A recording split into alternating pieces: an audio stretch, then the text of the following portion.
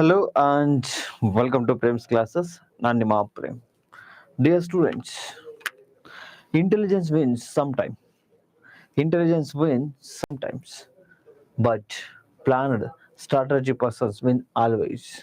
ಅಂದ್ರೆ ನಾನು ಯಾವಾಗಲೂ ನಿಮಗೆ ಒಂದು ಮಾತನ್ನ ಹೇಳ್ತಾ ಇರ್ತೇನೆ. ಏನು ಅಂದ್ರೆ ಒಂದು ಫೂಲಿಶ್ ಪ್ಲಾನ್ ಮಾಡಲಿ ತೊಂದರೆ ಇಲ್ಲ, ಒಂದು ಆರ್ಡಿನರಿ ಪ್ಲಾನ್ ಇರಲಿ ತೊಂದರೆ ಇಲ್ಲ.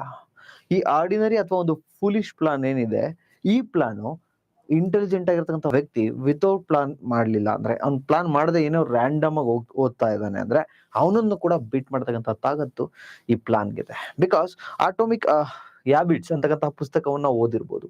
ನಮ್ಮಲ್ಲಿ small small small small changes, ಕೇವಲ 0.1% ಚೇಂಜಸ್ ಆದ್ರೂ ಸಾಕು, ನಮ್ಮ ಲೈಫಲ್ಲಿ ತುಂಬಾ ಚೇಂಜಸ್ ಆಗುತ್ತೆ.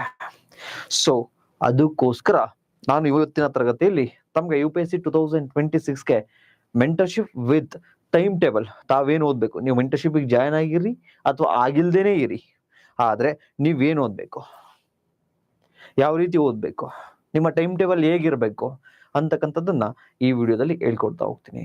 ನಂತರ ಈ ವಿಡಿಯೋದಲ್ಲಿ ತಮ್ಗೆ ಈ UPSC ಪ್ರಿಲಿಮ್ಸ್ಗೆ ಏನೆಲ್ಲ ಮಿಸ್ಟೇಕ್ಗಳನ್ನ ತಾವು ಮಾಡಬಾರ್ದು, ಅದ್ರ ಜೊತೆಗೆ ಟೈಮ್ ಟೇಬಲ್ ಅನ್ನ ನಿಮಗೆ ಪ್ರಿಂಟ್ ಅನ್ನ ಕೊಡ್ತಾ ಹೋಗ್ತೀವಿ.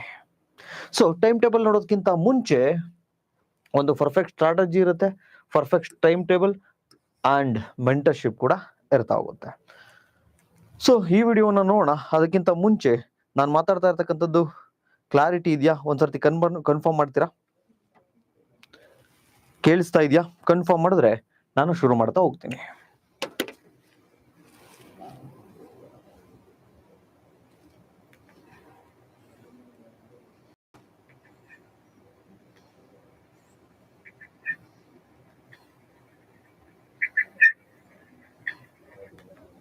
ತಾವು ಮಾಡಬಾರ್ದು. Okay, very good.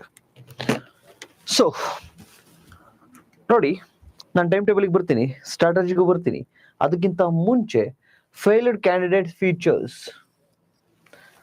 ಕೆಲವು ಕ್ಯಾಂಡಿಡೇಟ್ಸು ತುಂಬಾ ಪ್ರಿಪ್ರೇಷನ್ ಅನ್ನ ಮಾಡಿರ್ತಾರೆ, ಆದ್ರೆ ಅವರು ಎಕ್ಸಾಮ್ ಅಲ್ಲಾಗ್ಲಿ ಅಥವಾ ಯಾವುದೇ ಒಂದು ಲೈಫಲ್ಲಿ ಯಾವುದೇ ಕೆಲಸದಲ್ಲಾಗ್ಲಿ ಫೇಲ್ ಆಗ್ಲಿಕ್ಕೆ ಒಂದಷ್ಟು ರೀಸನ್ಸ್ ಇರ್ತವೆ. ಆ ಫೇಲ್ಡ್ ಕ್ಯಾಂಡಿಡೇಟ್ಸ್ ಫೀಚರ್ಸ್, ಗುಣಲಕ್ಷಣಗಳೇನು ಅಂತಕ್ಕಂಥದ್ದು ನೋಡೋಣ. ಇದು ನೋಡಿದ್ರೆ ನಾವು ಆ ರೀತಿ ಇರಬಾರ್ದು ಅಂತಕ್ಕಂಥದ್ದು ಗೊತ್ತಾಗುತ್ತೆ. ನಂಬರ್ 1. ನಂಬರ್ 2, ಆಮೇಲೆ ನಾವು ಸ್ಟ್ರಾಟಜಿ ನೋಡ್ತಾ ಹೋಗೋಣ. ನಂಬರ್ 3, ಟೈಮ್ ಟೇಬಲ್ ಅನ್ನ ನೋಡ್ತಾ ಹೋಗೋಣ. First, last minute panic.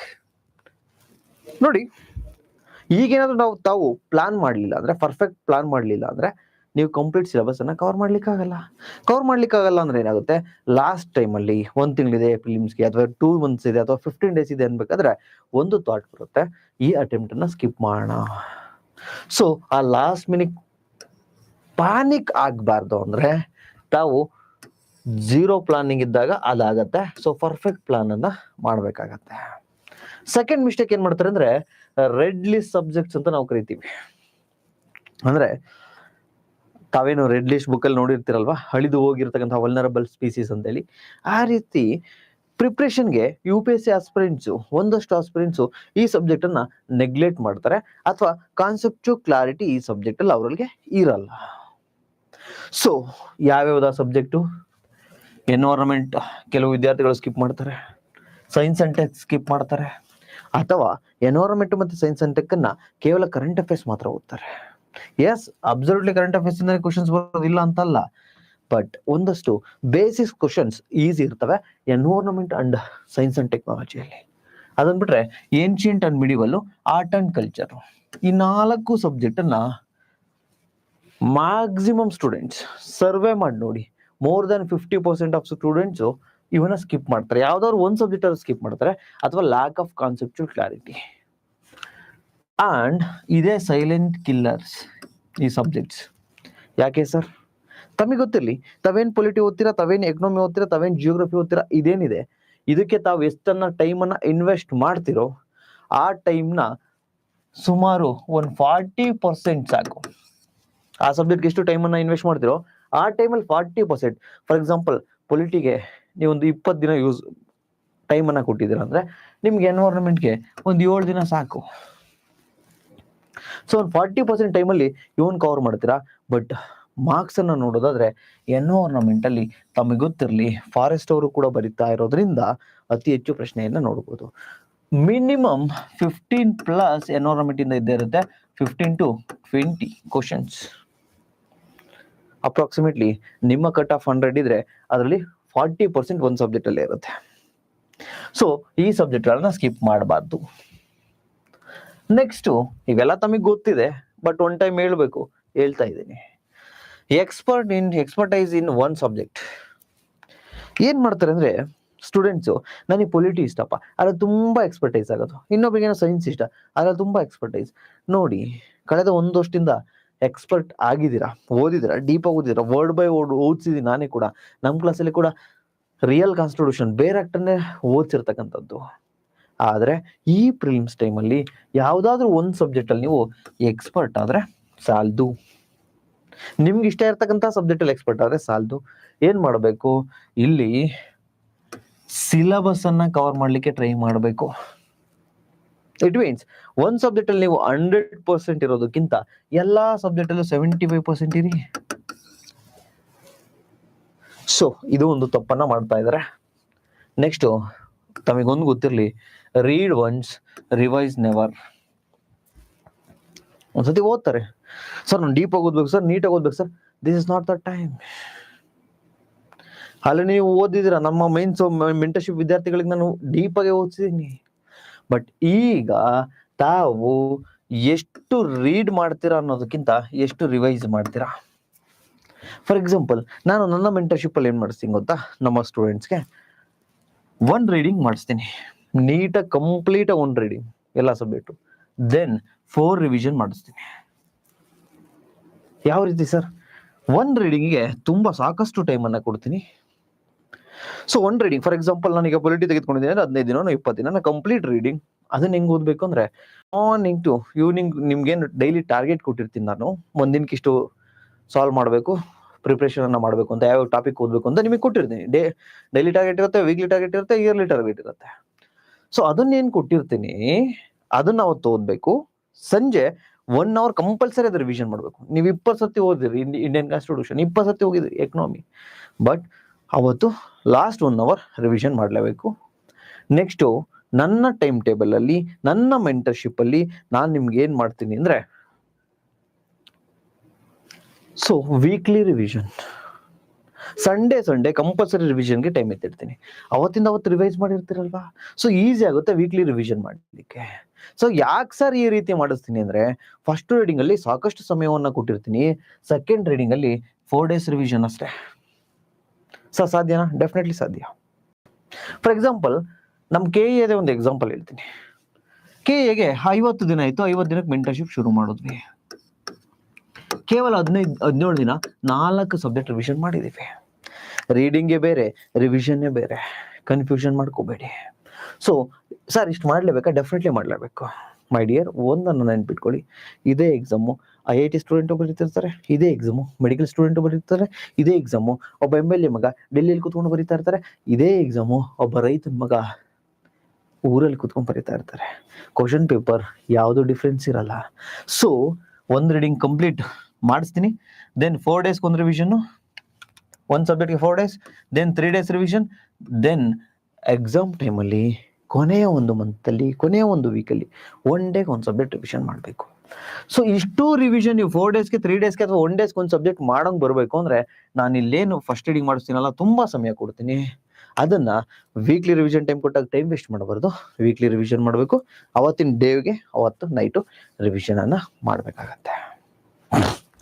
ನನ್ನ ಟಾರ್ಗೆಟು, ನಮ್ಮ ವಿದ್ಯಾರ್ಥಿಗಳು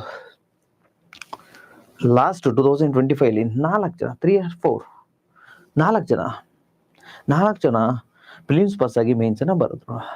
ಈ ಸರ್ತಿ ನನ್ನ ಮೈನ್ಸ್ ಆಲ್ರೆಡಿ ರೆಡಿ ಮಾಡಿದ್ದೀನಿ, ಒಂದು 60 ಸ್ಟೂಡೆಂಟ್ಸ್ ಅನ್ನ, ಒಂದು 250-300 ಜನ ಆನ್ಲೈನ್ ಕ್ಲಾಸ್ ಅಲ್ಲಿ ಇದ್ದಾರೆ. ಈಗ ಪರ್ಸನಲ್ ಮೆಂಟರ್ಶಿಪ್ ಒಂದಷ್ಟು ಜನ ಬರ್ತಿದ್ದಾರೆ. ಅರೌಂಡ್ ಒಂದು 100 ಮೆಂಬರ್ಸ್ ಆದ್ರೂ ನಾನು ಪರ್ಸನಲ್ ಮೆಂಟರ್ಶಿಪ್ ಅನ್ನ ಈ ವರ್ಷ ಪ್ರಿಲಿಮ್ಸ್ಗೆ ಮಾಡ್ತಾ ಇದ್ದೀನಿ. ಇದರಲ್ಲಿ ಲಾಸ್ಟ್ ಇಯರ್ 4 ಮೆಂಬರ್ಸ್ ಏನಾಯ್ತಲ್ಲ, ಈ ಇಯರ್ ಅಟ್ಲೀಸ್ಟ್ 20 ನಮ್ಮ ಹಳೆ ಸ್ಟೂಡೆಂಟ್ಸ್ ಕೂಡ ಇದರಲ್ಲಿ ಇದ್ದಾರೆ. ಅಟ್ಲೀಸ್ಟ್ 20 ಸ್ಟೂಡೆಂಟ್ಸ್ ಆದ್ರೂ ಕ್ಲಿಯರ್ ಮಾಡಬೇಕು. KS 150+ ಇತ್ತು ಬಿಡಿ, ಯಾಕಂದ್ರೆ 4500 ಜನ ಇದೆ ಅದರಲ್ಲಿ ಮೆಂಟರ್ಶಿಪ್ ಅಲ್ಲಿ. ಅಲ್ಲಿ ಸೆಲೆಕ್ಟ್ ಆಗಿದ್ದು 4700, 5700 ಜನ ಸೆಲೆಕ್ಟ್ ಆಗಿದ್ರು ಮೀನ್ಸ್ ಬರಲಿಕ್ಕೆ. ನಮ್ಮ ಟೀಮಲ್ಲಿ, ನಮ್ಮ ಟೆಸ್ಟ್ ಸೀರೀಸ್ ಟೀಮಲ್ಲಿ 5 ಜನ ಪಾಸ್ ಆಗಿದ್ದಾರೆ, ನನ್ನ ಕ್ಲೋಸ್ ಫ್ರೆಂಡ್ಸ್. ಸೊ ಈ ಆಧಾರದ ಮೇಲೆ ಇಷ್ಟು ರಿವಿಷನ್ ಅನ್ನ ಮಾಡಲೇಬೇಕಾಗತ್ತೆ. No negotiable. ಇದರಲ್ಲಿ ಸರ್ ನಾನು 1 ರಿವಿಷನ್ ಮಾಡ್ತೀನಿ ಸರ್, 2 ರಿವಿಷನ್ ಮಾಡ್ತೀನಿ, ನೋ, ಮಾಡಲೇಬೇಕಾಗುತ್ತೆ. Next content collector. ಈ ಟೈಮಲ್ಲಿ ಏನ್ ಮಾಡ್ತಾರೆ UPSC ಆಸ್ಪಿರೆಂಟ್ಸ್ ಕಂಟೆಂಟ್ ಅನ್ನ ಕಲೆಕ್ಟ್ ಮಾಡ್ತಾರೆ. ಸರ್ ನೀವು ಈಗಲೂ ಟ್ರೈ ಮಾಡ್ತಾನೆ ಇದ್ದೀರಾ UPSC? ನಾನು ಅಟೆಂಪ್ಟೇ ಕೊಟ್ಟಿಲ್ಲ ಒಂದು 3 ವರ್ಷದಿಂದ. ಈ ವರ್ಷ ಅಟೆಂಪ್ಟ್ ಅನ್ನ ಕೊಡ್ತಾ ಇದ್ದೀನಿ. ಟೀಚಿಂಗ್ ಅಲ್ಲಿ ಬಿಸಿ ಇದ್ದೆ, ಸೊ ನಮ್ಮ ಸ್ಟೂಡೆಂಟ್ಸ್ ಜೊತೆ ನಾನು ಕೊಡ್ತಾ ಇದ್ದೀನಿ. ನಮಸ್ತೆ, ಎಲ್ರಿಗೂ ನಮಸ್ತೆ. ನಿಮ್ಮ ಆನ್ಸರ್ ಮಾಡ್ತೀನಿ ತಮ್ಮ ಪ್ರಶ್ನೆಗಳಿಗೆ. ನೋಡಿ, ಒಂದ್ ಮಾತು ಹೇಳ್ತೀನಿ, ಇವ್ರು ಕೇಳಿದಾರಲ್ಲ ಅದಕ್ಕೆ. ಬೈ ಚಾನ್ಸ್ ಬಂದವನಲ್ಲ ಟೀಚಿಂಗ್ ಮಾಡ್ಲಿಕ್ಕೆ, ಬೈ ಚಾಯ್ಸ್ ಬಂದವನು. ಯಾಕೆಂದ್ರೆ ನನ್ನವೆಲ್ಲ ಅಟೆಂಪ್ಟ್ ಮುಗಿದು ಎಕ್ಸಾಮ್ ಪಾಸ್ ಆಗದೆ ಏನೂ ಕೆಲಸ ಇಲ್ಲದೆ ಇದ್ದಾಗ ಹುಡುಕೊಂಡು ಬರ್ತಕ್ಕಂಥವ್ರು ತುಂಬಾ ಜನ ಟೀಚಿಂಗ್ ಫೀಲ್ಡ್ಗೆ. ಇನ್ನು 4 ಮಿನಿಟ್ ಇಂಟರ್ವ್ಯೂ ಆಗಿತ್ತು, 5 ಇಂಟರ್ವ್ಯೂ ಆಗಿತ್ತು. ನಾನು ನನ್ನ ಅಟೆಂಪ್ಟ್ ಕೊಡದೆ ಒಂದು ವಿಷನ್ ಅನ್ನ ಇಟ್ಕೊಂಡು quality teaching with affordable price, quality is not expensive ಅಂತ ಒಂದು ವಿಷನ್ ಅನ್ನ ಇಟ್ಕೊಂಡು ಬಂದಿದ್ದು. ಇವತ್ತು ನಮ್ಮ ಸ್ಟೂಡೆಂಟ್ಸ್ ಡೆಲ್ಲಿಲಿ ಟಾಪ್ ಇನ್ಸ್ಟಿಟ್ಯೂಷನ್ ಕೋಚಿಂಗ್ ತೆಗೆದುಕೊಂಡಿರ್ತಕ್ಕಂಥವ್ರು ಸರ್ ಕ್ಲಾರಿಟಿ ಇಲ್ಲ ಅಂತೇಳಿ ನಮ್ಮ ಕ್ಲಾಸಿಗೆ ಸೇರ್ಕೊಂಡಿದ್ದಾರೆ. ಪ್ರಶಾಂತ್ ಅಂತ ಹೇಳಿ ಡೆಲ್ಲಿ ನಮ್ಮ ಕ್ಲಾಸಿಗೆ ಬಂದರು, KS ಮೈನ್ಸ್ ಬರ್ದಿದ್ದಾರೆ, ಇಂಟರ್ವ್ಯೂ ವೇಟ್ ಮಾಡ್ತಿದ್ದಾರೆ, UPSC ಆಸ್ಪಿರೆಂಟ್. ಈ ಥರ ಪುಣೆಯಲ್ಲಿ ಇದ್ದಾರೆ, ಕರ್ನಾಟಕದ ಎಲ್ಲ ಇದರಲ್ಲೂ ಇದ್ದಾರೆ. ಸೊ ನಾನು ಹೇಳ್ತಿರೋದು, ನನ್ನ ಅಟೆಂಪ್ಟ್ ಅನ್ನ ಬದಿಗಿಟ್ಟು ಬಂದಿದ್ದು, ಇನ್ಮೇಲೆ ನನ್ನ ಅಟೆಂಪ್ಟ್ ಕಡೆ ನಾನು ಗಮನವನ್ನ ಕೊಡ್ತಾ ಹೋಗ್ತೀನಿ. ಬೈ ಚಾನ್ಸ್ ಬಂದಿದ್ದಲ್ಲ, ಬೈ ಚಾಯ್ಸ್ ಬಂದಿತ್ತು. ನಾನೇ ಬೇಕು ಅಂತ ಸಾವಿರಾರು ವಿದ್ಯಾರ್ಥಿಗಳಿಗೆ ನಾನು IPS ಆಗೋದಕ್ಕಿಂತ ಮುಂಚೆ teaching, affordable mentorship, affordable quality content ಕೊಡೋಣ ಅಂತ ಹೇಳಿ. ಓಕೆ, ಅದಿರ್ಲಿ, ತೊಂದರೆ ಇಲ್ಲ. ಕಂಟೆಂಟ್ ಕಲೆಕ್ಟರ್ ಆಗಬೇಡಿ. For example, sir Prem sir ಯಾವುದೋ ಒಂದು ನೋಟ್ಸ್ ಕೊಟ್ಟಿದ್ದಾರೆ ಬಜೆಟ್ದು, ಅದನ್ನು ಓದ್ತೀನಿ. ಇಲ್ಲ ಸರ್ ಇನ್ನೊಬ್ಬ ಯಾರೋ ಮೆಂಟರ್ಶಿಪ್ ಮಾಡ್ತಿದ್ದಾರೆ, ಅಲ್ಲಿ ಸೇರ್ಕೋತೀನಿ. ಇಲ್ಲ ಸರ್ ಈಗ ಆಲ್ರೆಡಿ ಬೇರೆ ಮೆಂಟರ್ಶಿಪ್ ತೆಗೆದುಕೋತೀನಿ, ಪ್ರೇಮ್ ಸರ್ ಏನೋ ಡಿಫ್ರೆಂಟ್ ಆಗಿ ಹೇಳ್ತಿರೋ ಥರ ಅನಿಸ್ತಾ ಇದೆ, ಈ ಸರ್ ತೆಗೆದುಕೋತೀನಿ. ಇಲ್ಲ ಸರ್ ಇವರು ಬೇಡ, ಇನ್ನೊಬ್ರು ಟೆಲಿಗ್ರಾಮಲ್ಲಿ ಬಹಳ ಚೆನ್ನಾಗಿ ಮಾಡ್ತಿದ್ದಾರೆ, ಅವ್ರ ಹತ್ರ ತೆಗೆದುಕೋತೀನಿ. ಸೊ ಈ ರೀತಿ ಅದ್ರ ಜೊತೆಗೆ ಈ ಕರೆಂಟ್ ಅಫೇರ್ಸ್ ಮೆಟೀರಿಯಲ್ ಚೆನ್ನಾಗಿದೆ, ಇದು ಚೆನ್ನಾಗಿದೆ, ಇವರಿಂದನೇ 25 ಕ್ವಶನ್ ಬಂದಿತ್ತಂತೆ, ಇವರಿಂದನೇ 30 ಕ್ವಶನ್ ಬಂದಿತ್ತಂತೆ, ಇದೆಲ್ಲ ಅಡ್ಮಿಷನ್ ಸ್ಟ್ರಾಟಜಿ, ಬೇರೆ ಏನೂ ಅಲ್ಲ. ಸೊ ಆ ರೀತಿ ಸ್ಟ್ರಾಟಜಿಗೆ ತಾವು ಬೀಳ್ಬೇಡಿ.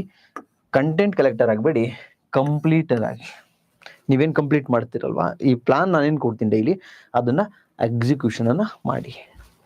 ನಂತರ either over dosed or starved on current affairs. Yes, current affairs ಏನ್ ಮಾಡ್ತಾರೆ ಸ್ಟೂಡೆಂಟ್ಸು, ಒಂದಷ್ಟಿಂದ ತಾವು ನೋಟ್ಸ್ ಮಾಡಿರ್ತಾರೆ, ದೀಂದು ಓದಿರ್ತಾರೆ, 3-4 ಇದನ್ನ ಕೇಳಿರ್ತಾರೆ. ಸೊ ಇಷ್ಟೆಲ್ಲ ಮಾಡ್ಕೊಂಡು ವಿಷನ್ IAS ಮಂತ್ಲಿ ಮ್ಯಾಗಝಿನ್ ಓದ್ತಾ ಇರ್ತಾರೆ. ಅದ್ರ ಜೊತೆಗೆ ಇನ್ನೂ ಬೇರೆ ಹೇಳ್ತಾನೆ, ಈ ವಾಜಿ ನಮ್ ಚೆನ್ನಾಗಿದೆ, ಇನ್ನೂ ಬೇರೆ ಹೇಳ್ತಾನೆ ಇದೊಂದು ಚೆನ್ನಾಗಿದೆ. So sometimes current affairs overload ಜಾಸ್ತಿ ಆಗುತ್ತೆ, ಇದು ತೊಂದರೆ. Sometimes current affairs skip ಮಾಡಿಬಿಡ್ತಾರೆ, ಇದು ತೊಂದರೆ. ತಮ್ಮ ಪ್ರಿಲಿಮ್ಸ್ ಪೇಪರ್ ಅನ್ನ ಒಂದು 10-15 ವರ್ಷದ ನೀವು ಅನಾಲಿಸಿಸ್ ಮಾಡಿ. ಅರೌಂಡ್ 10% ಅಷ್ಟೇ current affairs. It means 90 question ಇದ್ರೆ 90 ಕ್ವಶನ್ ಸ್ಟಾರ್ಟಿಂಗ್ ಇಂದನೇ ಬರೋದು, ಅರೌಂಡ್ 10 to 15 ಕರೆಂಟ್ ಅಫೇರ್ಸ್ ಇರುತ್ತೆ. ಅಂಡ್ ಇಷ್ಟು ಅಟೆಂಡ್ ಮಾಡೋಕ್ಕಾಗುತ್ತಾ? ನೋ. ಸೊ ಪ್ರಿಲಿಮ್ಸ್ ಕ್ಲಿಯರ್ ಮಾಡಿರ್ತಕ್ಕಂಥ ನಿಮ್ಮ ಸೀನಿಯರ್ಸ್ನ ಕೇಳಿ, ಯಾರ್ದು ಬೇಸಿಕ್ ಫೌಂಡೇಶನ್ ಅಥವಾ ಸ್ಟಾರ್ಟಿಂಗ್ ತುಂಬಾ ಸ್ಟ್ರಾಂಗ್ ಆಗಿರುತ್ತೋ ಅವರು ಕ್ಲಿಯರ್ ಮಾಡ್ತಾ ಹೋಗ್ತಾರೆ. ಸೊ ತಾವೇನ್ ಮಾಡ್ಬೇಕು, ಕರೆಂಟ್ ಅಫೇರ್ಸ್ ನ ಸ್ಕಿಪ್ಪು ಮಾಡಬಾರ್ದು, ಅಟ್ ದ ಸೇಮ್ ಟೈಮ್ ತುಂಬಾ ಜಾಸ್ತಿ ಒತ್ತನ್ನು ಕೂಡ ಅದಕ್ಕೆ ಕೊಡಬಾರ್ದು. ಮತ್ತೇನ್ ಮಾಡ್ಬೇಕು ಸರ್? ಸಿಂಪಲ್. ಕೆಲವರು ಹೇಳ್ತಾರೆ ನಾನು ನೋಟ್ಸ್ ಮಾಡ್ತಿದ್ದೆ, ಟಾಪರ್ ಹೇಳಿದ್ದಾರೆ, ನಾನು ನೋಟ್ಸ್ ಮಾಡ್ತಿದ್ದೆ, ಅದು ಮಾಡ್ತಿದ್ದೆ, ನಾನು ಎವ್ರಿ ಟೈಮ್ ಕೊಡ್ತಿದ್ದೆ. It's your wish. UPSC ನಾನೊಂದು ಟೈಟಲ್ ಹಾಕಿದ್ದೀನಿ ಈಗ, ಪರ್ಫೆಕ್ಟ್ ಪ್ಲಾನ್ ಅಂತ. ಪರ್ಫೆಕ್ಟ್ ಪ್ಲಾನ್ ಅಂತಾನೆ ಎಲ್ಲೂ ಇಲ್ಲ. ನನಗೆ ಇದು ವರ್ಕ್ ಆಯ್ತಾ, ಅದು ಪರ್ಫೆಕ್ಟ್ ಪ್ಲಾನ್ ಆಗುತ್ತೆ ನನಗೆ. ನಿಮ್ಗೆ ಇನ್ನೊಂದು ವರ್ಕ್ ಆಯ್ತಾ, ಅದು ನಿಮ್ಗೆ ಆಗುತ್ತೆ. ಇನ್ನೊಬ್ಬ ಟಾಪರ್ಗೆ ಇನ್ನೊಂದು ವರ್ಕ್ ಆಗಿರುತ್ತೆ. ಸೊ ಮೈ ಡಿಯರ್, ಬ್ಯಾಲೆನ್ಸ್ಡ್ ಆಗಿರ್ರಿ. ಇಟ್ ಮೀನ್ಸ್ ಏನ್ ಮಾಡ್ಬೇಕು ಸರ್, ಮಂತ್ಲಿ ಮ್ಯಾಗಝಿನ್ ಓದಿದ್ರೆ ಅದನ್ನ ರಿವಿಷನ್ ಮಾಡಿ, ಜಾಸ್ತಿ ಟೈಮ್ ಕೊಡ್ಬೇಡಿ. ಇಲ್ಲ ಸರ್ ನಾನು ಇಲ್ಲಿವರೆಗೂ ಏನು ಓದಿಲ್ಲ ಅಂತೀರಾ, at least science and tech and environment ಇದನ್ನ ಪ್ರತಿ ಮಂತಲ್ಲಿ ಒಂದು 20-30 ಪೇಜ್ ಇರುತ್ತೆ ಕರೆಂಟ್ ಅಫೇರ್ಸ್. ಆ ಕರೆಂಟ್ ಅಫೇರ್ಸ್ ಅನ್ನ ತಾವು ಓದ್ಬೇಕಾಗುತ್ತೆ. ಹೆಂಗ್ ಓದೋದು ಅಂತ ಹೇಳ್ಕೊಡ್ತೀನಿ, ಅದ್ರಲ್ಲಿ ಕಂಪ್ಲೀಟ್ ಇನ್ಫಾರ್ಮೇಶನ್ ಕೂಡ ಬೇಕಾಗಿಲ್ಲ. ಅಟ್ಲೀಸ್ಟ್ 2 ಸಬ್ಜೆಕ್ಟ್ಗೆ ಮಂತ್ಲಿ 30 ಪೇಜ್ ಅಂದ್ರು, ವರ್ಷದ ಓದಿದ್ರು ಒಂದು 250-300 ಪೇಜ್ ಆಗುತ್ತೆ. 300 ಪೇಜ್ ಅಂದ್ರೆ 3 ಕರೆಂಟ್ ಅಫೇರ್ಸ್ ಮ್ಯಾಗಝಿನ್ ಅಷ್ಟೇ. ಅದನ್ನ ಕಿತ್ಕೊಂಡ್ಬಿಡಿ, ವಿಷನ್ IAS ಅಥವಾ ಇನ್ನೊಂದ್ರಲ್ಲೋ ಇವೆರಡು ಕಂಪ್ಲೀಟ್ ಆದ್ಮೇಲೆ ಇನ್ ಮಿಕ್ಕಿರ್ತಕ್ಕಂಥ ಸಬ್ಜೆಕ್ಟ್ ಅನ್ನ ನೀವು PT 365 ಆದ್ರೂ ಓದಿ. ಇದ್ರ ಜೊತೆಗೆ ಇನ್ನ ಸಮಯ ಆಯ್ತಾ, ತುಂಬಾ ಒಳ್ಳೊಳ್ಳೆ ಟೀಮು ಈ ಟೈಮಲ್ಲಿ ಒಂದು 20 ಸೆಷನ್ ಕರೆಂಟ್ ಅಫೇರ್ಸ್ ಅಥವಾ ಒಂದು 30 ಸೆಷನ್ ಕರೆಂಟ್ ಅಫೇರ್ಸ್ ಮಾಡ್ತಾರೆ. ಡೈಲಿ 1 hour ಅಲ್ಲಿ ಇನ್ವೆಸ್ಟ್ ಮಾಡಿ. ನನ್ನ ಮೆಂಟರ್ಶಿಪ್ ನಾನು ಇದಿಷ್ಟು ನಾನು ಹೇಳ್ತೀನಿ ಏನೇನು ಮಾಡ್ಬೇಕು ತಾವು ಅಂತ, ಡೋಂಟ್ ವರಿ. ಸೊ ಇಷ್ಟು ಕರೆಂಟ್ ಅಫೇರ್ಸ್ಗೆ ಮಾಡಿ. ನೆಕ್ಸ್ಟ್ CSAT ಟೇಕನ್ ಲಂಚಿ ಅಂದ್ರೆ ಇಟ್ ಮೀನ್ಸ್ CSAT ನ ನೆಗ್ಲೆಕ್ಟ್ ಮಾಡ್ತೀರಾ.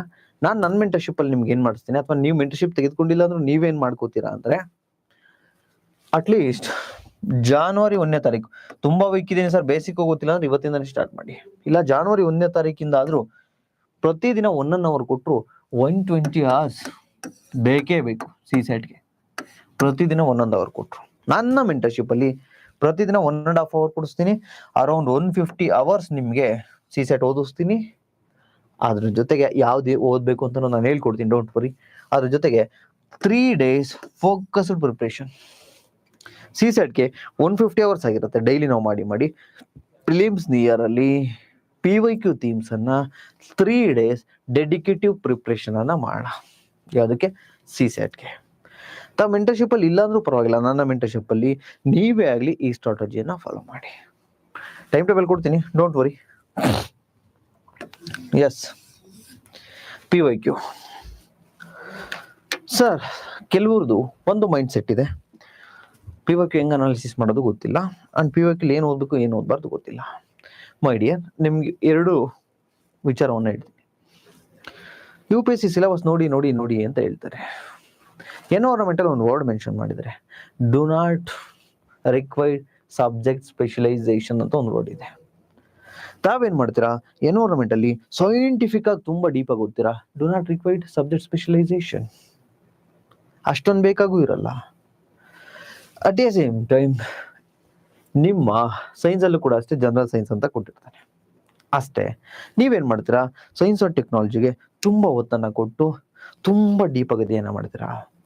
So science and tech concept important, because current affairs ಅವ್ರು ತಗಲ್ಲ, ನಂಬರ್ 1. ನಂಬರ್ 2, ಕೆಲವು ಕ್ವಶನ್ಸ್ ಡೈರೆಕ್ಟ್ ಆಗಿ ಈಸಿಯಿಂದ ಇರ್ತವೆ ಸೈನ್ಸ್ ಅಂಡ್ ಟೆಕ್ನಾಲಜಿಲಿ, ಆದರೆ ಅದನ್ನೇ ತುಂಬಾ ಡೀಪ್ ಆಗಿ ಹೋಗ್ಬಾರ್ದು. ಈ ಸೈನ್ಸ್ ಅಂಡ್ ಟೆಕ್ ಅಥವಾ ಎನ್ವೈರನ್ಮೆಂಟ್ ಈ ರೀತಿ ನಮ್ಗೆ ಎಲ್ಲಿಂದ ಗೊತ್ತಾಗುತ್ತೆ sir, PYQ analysis. At least 10 year PYQ ಅನ್ನ ತೆಗೆದುಕೊಂಡು ನೀಟಾಗಿ ಅನಾಲಿಸಿಸ್ ಮಾಡಿ. ಫಾರ್ ಎಕ್ಸಾಂಪಲ್, ನೀವು ಪೊಲಿಟಿಯನ್ನ ಗಮನಿಸೋದಾದ್ರೆ PYQ ಅನಾಲಿಸಿಸ್ ಮಾಡಿ 10 ವರ್ಷಕ್ಕೆ ಅರೌಂಡ್ 180+ ಕ್ವಶನ್ಸ್ ಇಂಡಿಯನ್ ಕಾನ್ಸ್ಟಿಟ್ಯೂಷನ್ ಇಂದ 10 ವರ್ಷದಲ್ಲಿ ಕೇಳಿದ್ದಾರೆ. ಅವರೇಜ್ ಎಷ್ಟಾಯ್ತು? 18 per year. Recent question paper ತೆಗೆದು ನೋಡಿ, ಅರೌಂಡ್ 75+ ರೀಸೆಂಟ್ 5 ವರ್ಷದಲ್ಲಿ ಕೇಳಿದ್ದಾರೆ ಪೊಲಿಟಿ. ಅವರೇಜ್ ಎಷ್ಟಾಯ್ತು? 15 per year. ಇದ್ರಲ್ಲಿ ತಾವು ಗಮನಿಸ್ತಾ ಹೋಗಿ, ಇನ್ ಸ್ವಲ್ಪ ಅನಲೈಸ್ ಮಾಡಿ. ಪಾರ್ಲಿಮೆಂಟ್ ಚಾಪ್ಟರ್ ಏನಿದೆ, 32 ಪ್ರಶ್ನೆಗಳು ಕಳೆದ 5 ವರ್ಷದಿಂದ ಬಂದಿದ್ದಾವೆ, ಕಳೆದ 10 ವರ್ಷದಿಂದ ಬಂದಿದ್ದಾವೆ. ಇಟ್ ಮೀನ್ಸ್ ಪಾರ್ಲಿಮೆಂಟ್ ಏನ್ ಸಂಸತ್ತು ಇದೆಯಲ್ಲ, ಅದರಿಂದ 32 ಪ್ರಶ್ನೆಗಳು, ಇಯರ್ಲಿ ಅವರೇಜ್ ಆಗಿ 3 ಕ್ವಶನ್. ಅಷ್ಟು ಮಾತ್ರ ಅಲ್ಲ, ತಮ್ಗೆ 2 ಸ್ಮಾಲ್ ಚಾಪ್ಟರ್ ಇದಾವೆ, ಸಾಲಿಯೆಂಟ್ ಫೀಚರ್ಸ್ ಆಫ್ ಇಂಡಿಯನ್ ಕಾನ್ಸ್ಟಿಟ್ಯೂಷನ್ ಮತ್ತೆ ಇದು ಸಾಲಿಯೆಂಟ್ ಫೀಚರ್ಸ್ ಆಫ್ ಇಂಡಿಯನ್ ಕಾನ್ಸ್ಟಿಟ್ಯೂಷನ್. ಈ ಒಂದೇ ಒಂದು ಚಾಪ್ಟರ್ ಒಂದು 4-5 ಪೇಜ್ ಇದೆ ಅಷ್ಟೇ. ಇದು ಅಪ್ರಾಕ್ಸಿಮೇಟ್ಲಿ ನಿಮಗೆ 10+ ಕ್ವಶನ್ಸ್ ಬಂದಿದೆ. ಇಟ್ ಮೀನ್ಸ್ ಸ್ಮಾಲ್ ಚಾಪ್ಟರು, ಇದರಿಂದ 1 or 2 ಕ್ವಶನ್ ಪ್ರತಿ ವರ್ಷ ಇದೆ. ಅದನ್ನ ಬಿಟ್ಟು ಒಂದು 4-5 ಚಾಪ್ಟರ್ ಇದಾವೆ, fundamental duties, fundamental rights, preamble and DPSP. ಒಂದು 4 ಸ್ಟಾರ್ಟಿಂಗ್ 4 ಚಾಪ್ಟರ್. ಈ 4 ಚಾಪ್ಟರ್ ಇಂದ ಏನ್ ನೀವು ಪಾರ್ಲಿಮೆಂಟ್ ಅಲ್ಲಿ 32 ಕ್ವಶನ್ಸ್ ಅನ್ನ ನೋಡಿದ್ರಲ್ಲ, ಈ 4 ಚಾಪ್ಟರ್ ಇಂದ 25+. ಅಲ್ಲಿಗೆ ಕಳೆದ 10 ವರ್ಷದಲ್ಲಿ 180 ಕ್ವಶನ್ ಪೊಲಿಟಿಲ್ ಬಂದಿದ್ರೆ, 35+ parliament, 25+ DPSP, fundamental rights, fundamental duties, preamble. So ಅಲ್ಲಿ ಎಷ್ಟಾಯ್ತು? 35, 25, 30, 50, 60 ಕ್ವಶನ್ ಅಂಡ್ ಸಾಲಿಯೆಂಟ್ ಫೀಚರ್ಸ್ 70 ಕ್ವಶನ್ಸ್. ನಿಮ್ಮ 180 ಕ್ವಶನ್ 10 ವರ್ಷದಲ್ಲಿ ಕೇಳಿದ್ದಾರೆ, ಅದರಲ್ಲಿ 70ರಿಂದ 80 ಕ್ವಶನ್ ಈ 7 ಚಾಪ್ಟರ್ ಅಲ್ಲೇ ಇದಾವೆ. It means more than 50 to 60% 4-5 chapter ಅಲ್ಲೇ ಇದಾವೆ. ಸೊ ಈ ರೀತಿ ಅನಾಲಿಸಿಸ್ ಅನ್ನ ಮಾಡೋಕ್ಕಾಗುತ್ತೆ. ಸರ್ ಇದು ಯಾವಾಗ ಸರ್ ಹೆಲ್ಪ್ ಆಗುತ್ತೆ ನಿಮಗೆ? ಇದು ಯಾವಾಗ ಹೆಲ್ಪ್ ಆಗುತ್ತೆ ಅಂದ್ರೆ, ಫಸ್ಟ್ ರೀಡಿಂಗ್ ಅಲ್ಲಿ ಈ ರೀತಿ ಮಾಡೋ ಅವಶ್ಯಕತೆ ಇಲ್ಲ, ನಾನು ಮಾಡ್ಕೊಡ್ತೀನಿ. ಸೊ ಫಸ್ಟ್ ರೀಡಿಂಗ್ ಅಲ್ಲಿ ಡೀಟೇಲ್ ಸ್ಟಡಿ ಮಾಡೋಣ. 4 days ರಿವಿಷನ್ ಇರುತ್ತಲ್ವಾ, 2 days ರಿವಿಷನ್ ಇರುತ್ತಲ್ವಾ, ಲಾಸ್ಟ್ 1 day ರಿವಿಷನ್ ಇರುತ್ತಲ್ವಾ ಎಕ್ಸಾಮ್ ಬಿಫೋರ್. ಆ 1 ಡೇಲಿ ಈ 8 ಸಬ್ಜೆಕ್ಟ್ ಓದ್ಬೇಕು, 8 ಚಾಪ್ಟರ್ನ ಓದ್ಬೇಕಷ್ಟೇ. ಸೊ POQ ಅನಾಲಿಸಿಸ್ ಅಂದ್ರೆ ಈ ರೀತಿ ಮಾಡಬೇಕು.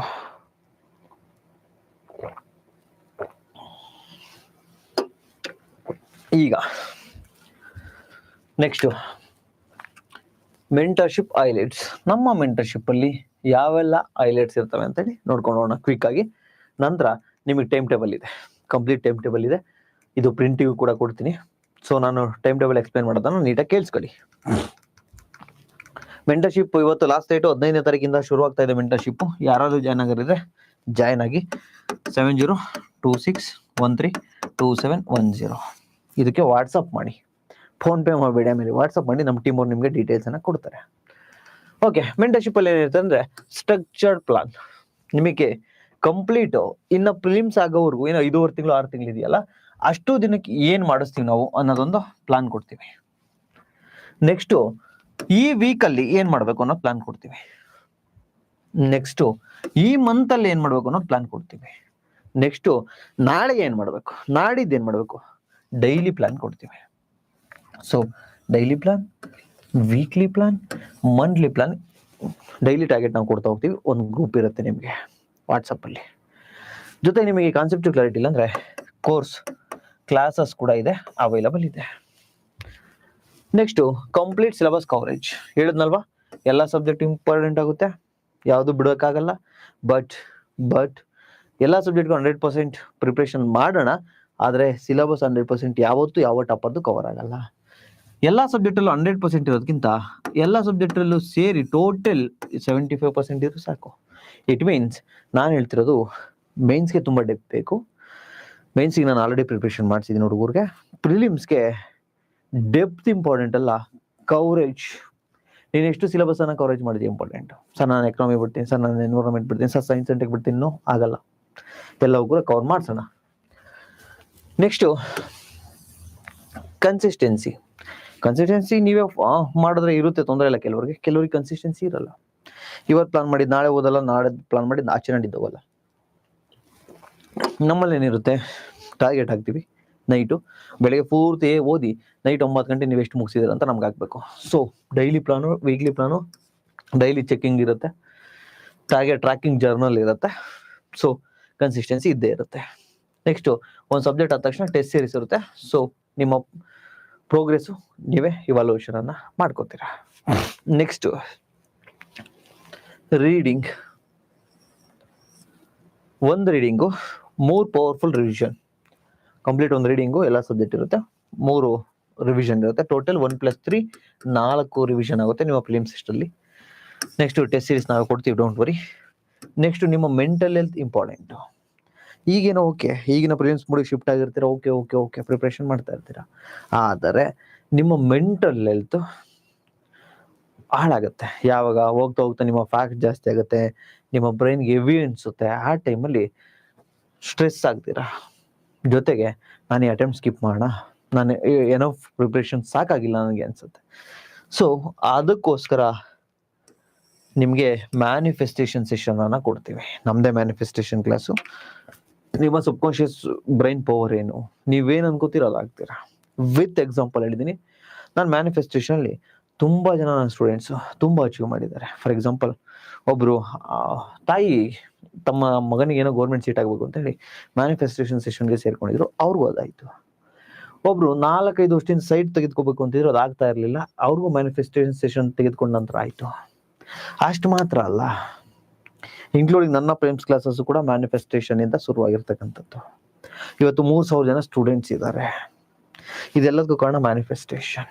ಇಷ್ಟೇ ಅಲ್ಲ, ನಾನು ಈಗ ಬಂದಿರತಕ್ಕಂಥ ಮ್ಯಾನಿಫೆಸ್ಟೇಷನ್ ಅಂತಕ್ಕಂತಹ ಟರ್ಮು ನಾನು SLC PUC ಅಲ್ಲಿ ನಾವು ವೈಬ್ರೇಷನ್ ಎನರ್ಜಿ ಅಂತ ಮಾಡ್ತಿದ್ವಿ.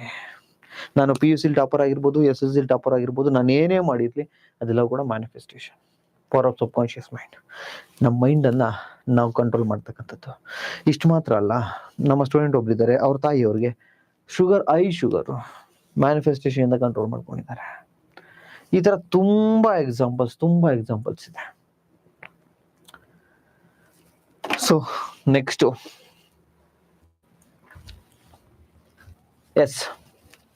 ಸೊ ನಮ್ಮ ಮೆಂಟರ್ಶಿಪ್ ಏನಿದೆ ಕಂಪ್ಲೀಟಾಗಿ ನಾವು ಅಂದ್ಕೊಂಡಂಗೆ ಆದರೆ ಇಟ್ ಮೀನ್ಸ್ ನನಗೆ ಗೊತ್ತು ಎಲ್ಲ ಸ್ಟೂಡೆಂಟ್ಸು 100 ಜನ ಇದ್ದಾರೆ ಅಂದರೆ 100 ಜನ ಕೊನೆವರೆಗೂ ಇರಲ್ಲ. ಒಂದು 20-30% ಸುಸ್ತಾಗ್ತಾರೆ, ಫಾಲೋ ಮಾಡಲ್ಲ. ಆದರೆ ನಾವು ಕೊಟ್ಟಿರ್ತಕ್ಕಂಥ ಟಾರ್ಗೆಟು ನಾವು ಅಂದ್ಕೊಂಡಿದ್ದ ಇರೋ ಥರನೇ ನೀವು ಕಂಪ್ಲೀಟ್ ಮಾಡಿದ್ರೆ, ನಮ್ಮ ಸ್ಟೂಡೆಂಟ್ಸ್ ಕಂಪ್ಲೀಟ್ ಮಾಡಿದ್ರೆ, ನಾವು ಒಂದು ಟಾರ್ಗೆಟನ್ನು ಇಟ್ಕೊಂಡಿದ್ದೀವಿ.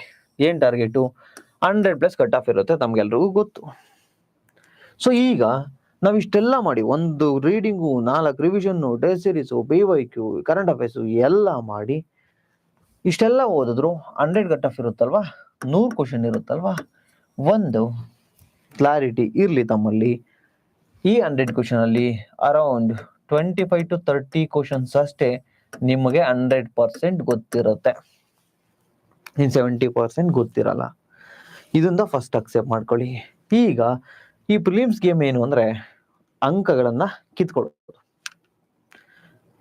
ಪಡ್ಕೊಳಕ್ಕಂತೂ ಆಗಲ್ಲ, ಅಲ್ಲಲ್ಲೇ ಕಲೆಕ್ಟ್ ಮಾಡ್ಕೋಬೇಕು, ಕಿತ್ಕೋಬೇಕು. ಸೊ ಯಾವ ರೀತಿ ಈ ಮೆಂಟರ್ಶಿಪ್ ನಿಮ್ಗೆ ಸೈಂಟಿಫಿಕಲಿ ಡಿಸೈನ್ ಆಗಿದೆ ಅಂದ್ರೆ, ನೋಡಿ, ಪೊಲಿಟಿಯಿಂದ ತಾವು ಅನಾಲಿಸಿಸ್ ಮಾಡಿದ್ರೆ 15-20 ಕ್ವಶನ್ ಬರುತ್ತಲ್ವಾ. ಪೊಲಿಟಿ ನಮ್ಮ ಕ್ಲಾಸಸ್ ಡೀಪ್ ಆಗಿ ಹೇಳ್ಕೊಟ್ಟಿದೀವಿ, ಅಂಡ್ ನೀವೆಲ್ಲೇ ಓದಿರೋ ನೀವು ಓದಿರ್ತೀರ, ತೊಂದರೆ ಇಲ್ಲ. ಅಟ್ಲೀಸ್ಟ್ ಇಲ್ಲಿ 85 to 90% ಅಕ್ಯುರೇಸಿ ಇರಬೇಕು. ಇಟ್ ಮೀನ್ಸ್ ಒಂದು 40 ಕ್ವಶನ್ ಇದ್ರೆ, ಒಂದು 20 ಕ್ವಶನ್ ಇದ್ರೆ 40 ಮಾರ್ಕ್ಸ್ ಇರುತ್ತೆ, ಅಥವಾ 15 ಕ್ವಶನ್ ಇದ್ರೆ 30 ಮಾರ್ಕ್ಸ್ ಅಂತ ಇರುತ್ತೆ. 35ರಿಂದ 40 ಮಾರ್ಕ್ಸ್ ಇರುತ್ತೆ. ಅರೌಂಡ್ 30 ಸ್ಕೋರ್ ಅನ್ನ ನಾವಿಲ್ಲಿ ಮಾಡ್ಲೇಬೇಕು. ಪೊಲಿಟಿಲಿ ಎಕ್ಸ್ಕ್ಯೂಸ್ ಇಲ್ಲ, ಬಿಕಾಸ್ ಎಲ್ಲವೂ ಕೂಡ ಬೇಸಿಕ್ಸ್ ಲಕ್ಷ್ಮೀಕಾಂತ್ ಸರ್ ಬುಕ್ ಇಂದಾನೆ ಬಂದಿರುತ್ತೆ. ಇತ್ತೀಚೆಗೆ ರಿಯಲ್ ಕಾನ್ಸ್ಟಿಟ್ಯೂಷನ್ ಅಂದ್ರೆ ಬೇರೆ ಆಕ್ಟ್ ಇಂಪಾರ್ಟೆಂಟ್, ನಾವು ಅದನ್ನೇ ಕ್ಲಾಸಲ್ಲಿ ಮಾಡಿದ್ದೀವಿ. ಸೊ 30 ಇಲ್ಲಿ ಟಾರ್ಗೆಟ್ ಮಾ. ಎಕನಾಮಿನಲ್ಲಿ ಭುವನ ಅಂತ ಲಾಸ್ಟ್ ನಮ್ಮ ಮೆಂಟರ್ಶಿಪ್ ಮತ್ತೆ ಆನ್ಲೈನ್ ಕೋರ್ಸ್ನ student prelims for the mains ಬರೋದು, ಅವ್ರ ನೇಮ್ ನನಗೆ ತುಂಬಾ ಚೆನ್ನಾಗಿ ನೆನಪಿದೆ. ಯಾಕೆಂದ್ರೆ ನಮ್ಮ economy class student out of out question, economy ಎಷ್ಟು ಕ್ವಶನ್ ಬಂದಿದ್ರು ಅಷ್ಟಕ್ಕೂ ಆನ್ಸರ್ ಮಾಡಿದ್ರು, ಒಂದು ರಾಂಗ್ ಆಗಿರ್ಲಿಲ್ಲ. ಬಟ್ ಸರ್ ನಮಗೆ ಕಾನ್ಸೆಪ್ಚುವಲ್ ಕ್ಲಾರಿಟಿ ಇಲ್ಲ ಸರ್, ಓಕೆ ಇದ್ದೀವಿ ನನ್ನ ಕ್ಲಾಸನ್ನು ನೋಡಿ ಸರ್, ಹಂಗೂ ನನಗೆ ಕಾನ್ಸೆಪ್ಚುವಲ್ ಕ್ಲಾರಿಟಿ ಬಂದಿಲ್ಲ ಸರ್. ಡೈರೆಕ್ಟ್ಗೆ ಎಷ್ಟೋ ಕ್ವಶನ್ಸ್ ಇತ್ತು, ಡೈರೆಕ್ಟ್ಲಿ ಸಾಲ್ವ್ ಮಾಡ್ಬೋದಿತ್ತು ನಮ್ಮ ಕ್ಲಾಸಿಂದ ಲಾಸ್ಟ್ ಇಯರಲ್ಲಿ. ಸರ್ ಕಾನ್ಸೆಪ್ಚುವಲ್ ಕ್ಲಾರಿಟಿ ಇಲ್ಲ ಸರ್, ಓಕೆ ಒಂದು 75% ಅಕ್ಯುರೇಸಿ ಇಟ್ಕೊಳ್ಳಿ. ಎಕನಾಮಿನಲ್ಲಿ ಈಸಿ ಇರುತ್ತೆ, ಅವೇ ರಿಪೀಟೆಡ್ ಆಗ್ತಿರುತ್ತೆ. ಯಾವುದು? Budget deficit last year question ಇತ್ತು, ಡೆಫಿನೆಟ್ಲಿ ಕ್ವಶನ್ ಇರುತ್ತೆ. ಇನ್ಫ್ಲೇಷನ್ ಕ್ವಶನ್ ಇರುತ್ತೆ. Money policy, monetary policy, fiscal policy question ಇರುತ್ತೆ. 4 ಕಾನ್ಸೆಪ್ಟು. ಇನ್ನೊಂದು very important, external sector, forex reserve ಅಥವಾ ಎಕ್ಸ್ಚೇಂಜ್ ರೇಟು, ಇವೆಲ್ಲ. ಎಕ್ಸ್ಟರ್ನಲ್ ಸೆಕ್ಟರು ತಮಗೆ ಗೊತ್ತಿರಲಿ 32 ಪ್ರಶ್ನೆಗಳಾಗಿದ್ದಾವೆ, ಹೈಯೆಸ್ಟ್ ಆಗಿರ್ತಕ್ಕಂಥದ್ದು ಈ ಸೆಕ್ಟರಲ್ಲಿ.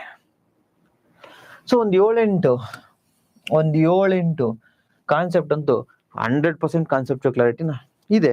ಸೊ ಆರಾಮಾಗಿ 70 to 80% ನಾವು ಅಕ್ಯುರೇಸಿ ಇಟ್ಕೊಂಡ್ರು ಕೂಡ ಎಕನಾಮಿನಲ್ಲಿ ಎಷ್ಟಾಗುತ್ತೆ, ಒಂದು 20 ಸ್ಕೋರ್ ಮಾಡೋಣ ಸಾಕು. 15-20 ಕ್ವಶನ್ ಇರುತ್ತೆ, 30-40 ಮಾರ್ಕ್ಸ್ ಇರುತ್ತೆ, 20 ಸಾಕು ನಮ್ಗೆ, 20 ಮಾರ್ಕ್ಸ್ ಮಾಡೋಣ. ತುಂಬಾ ಡಿಫಿಕಲ್ಟ್ ಇರೋ 20, ಇಲ್ಲಿ 30, 50 ಮಾರ್ಕ್ಸ್ ಇಲ್ಲೇ ಮಾಡ್ಲೇಬೇಕು ನಾವು ಪ್ರಿಲಿಮ್ಸ್ ಅನ್ನ ಕ್ಲಿಯರ್ ಮಾಡ್ತೀವಿ ಅಂದ್ರೆ. ನೆಕ್ಸ್ಟು ಜಿಯೋಗ್ರಫಿಲಿ 15 to 20 ಒಂದು 15 ಅಂತೂ ಕ್ವಶನ್ಸ್ ಇರುತ್ತೆ, 15+. ಅದರಲ್ಲಿ ಸರ್ ನಾವು ಫಿಸಿಕಲ್ ಜಿಯೋಗ್ರಫಿ ಆಗಿರ್ಬೋದು, 11th standard 12th standard NCERT ಇದೆಯಲ್ಲ, ಕ್ವಶನ್ ಪೇಪರ್ ತೆಗೆದು ನೋಡಿ, ತುಂಬಾ ಡೈರೆಕ್ಟ್ ಕ್ವಶನ್ ಆ ಫಿಸಿಕಲ್ ಜಿಯೋಗ್ರಫಿಲಿ ಅಲ್ಲಿಂದನೇ ಬಂದಿದ್ದಾವೆ. ಸೊ ನಾವು ಇದರಿಂದನೂ ಕೂಡ ಅಷ್ಟೇ.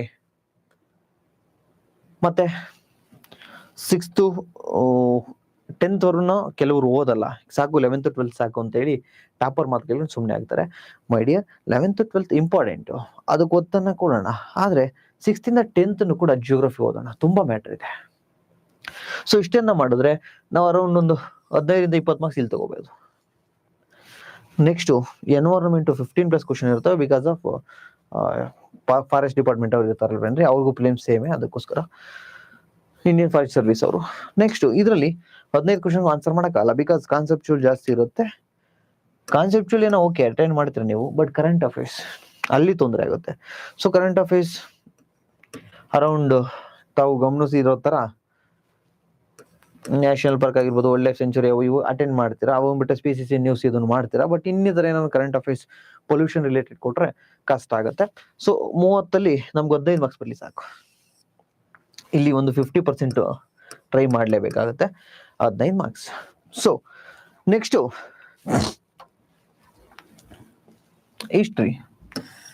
ಹಿಸ್ಟ್ರಿನ ನೀವು ಯಾವುದೇ ಟಾಪರ್ ಕೇಳಿ 10+ ಕ್ವಶನ್, 10ರಿಂದ 15 ಕ್ವಶನ್ ಇದೆ ಅಂದ್ರೂ ಕೂಡ ಔಟ್ ಮಾಡ್ಲಿಕ್ಕೆ ಸಾಧ್ಯನೇ ಇಲ್ಲ.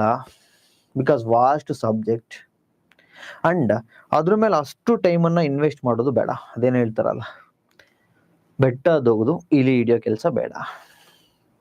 ಬೆಟ್ಟದೋಗಿದ್ರೆ ಏನಾದ್ರು ಒಂದು ಅದಕ್ಕೆ ತಕ್ಕನಾಗಿ ಪ್ರತಿಫಲ ಬೇಕು. ಬೆಟ್ಟದೋಗ್ಬಿಟ್ಟು ಇಲ್ಲಿ ಹಿಡ್ಕೊಂಡ್ ಬಂದ್ರೆ ಸರಿ ಇರಲ್ಲ. ಸೊ ಔಟ್ಪುಟ್ ರೇಷನ್ ಕಮ್ಮಿ ಇದೆ. ಸೊ ತಾವೇನ್ ಮಾಡ್ಬೇಕು, ಇದು ನಾನು ಪ್ರಿಪ್ರೇಷನ್ ಅಲ್ಲಿ ಹೇಳ್ಕೊಡ್ತೀನಿ ಯಾವ್ಯಾವ್ದು ಏನೇನು ಓದ್ಬೇಕು ಅಂತೇಳಿ. ಇಲ್ಲಿ 10 ಕ್ವಶನ್ ಇದ್ರೆ ನಮ್ಗೆ ಒಂದು 7 ಕ್ವಶನ್ ಆನ್ಸರ್ ಮಾಡಿದಾನೆ ಅವ್ನು ಟಾಪರ್. ಬೇಡ, 5 ಕ್ವಶನ್ ಮಾಡೋಣ ನಾವು. So 10 marks. ಓಕೆ, ದೆನ್ ನಾನು ಇದನ್ನ ಯಾಕೆ ಹೇಳ್ತಿದ್ದೀನಿ ಅಂದ್ರೆ ನಮ್ಮೊಂದು ಕ್ಲಾರಿಟಿ ಇರಬೇಕು. ನಮ್ಮ ಪ್ರಿಪ್ರೇಷನ್ ಎಷ್ಟೇ ಇದ್ರೂ ಕೂಡ ನೋಡಿ ಎಷ್ಟು ಡಿಫಿಕಲ್ಟ್ ಕ್ವಶನ್ ಮಾಡೋದು ಅಂತೇಳಿ. ಸುಮ್ಮನೆ ಬ್ಲೈಂಡ್ ಆಗಿ ಬರ್ತೀನಿ ಸರ್, 100% ನನಗೆ ಗೊತ್ತು ಸರ್, ನಾನು ಕ್ಲಿಯರ್ ಮಾಡಿದ್ದೀನಿ sir. No, prelims one of the difficult UPSC.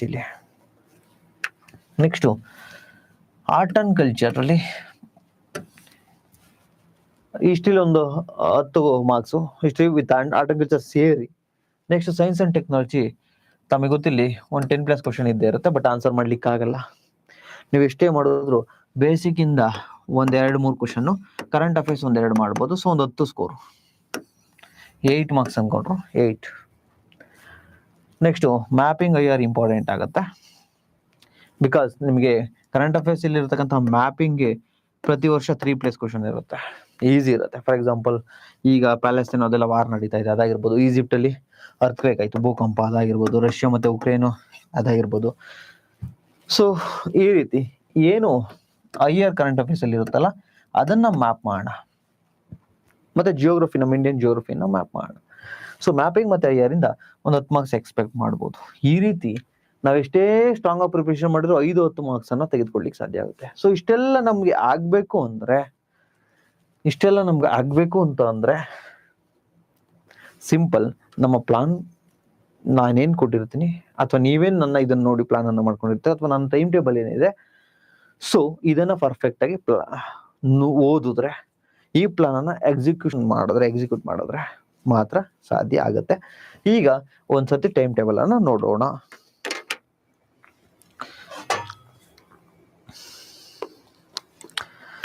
ಆದಷ್ಟು ಬೇಗ ಸರ್, ಹೇಮಂತ್ ಸರ್, ಖಂಡಿತ ಆದಷ್ಟು ಬೇಗ IPS ಆಗ್ತೀನಿ. 1 year ವೆಯ್ಟ್ ಮಾಡಿ.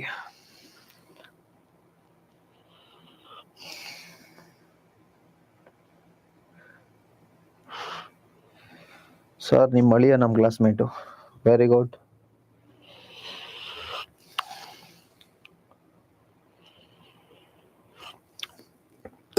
ಓಕೆ, ನೆಕ್ಸ್ಟು ಟೈಮ್ ಟೇಬಲ್ ಅನ್ನ ನೋಡ್ತಾ ಬರೋಣ.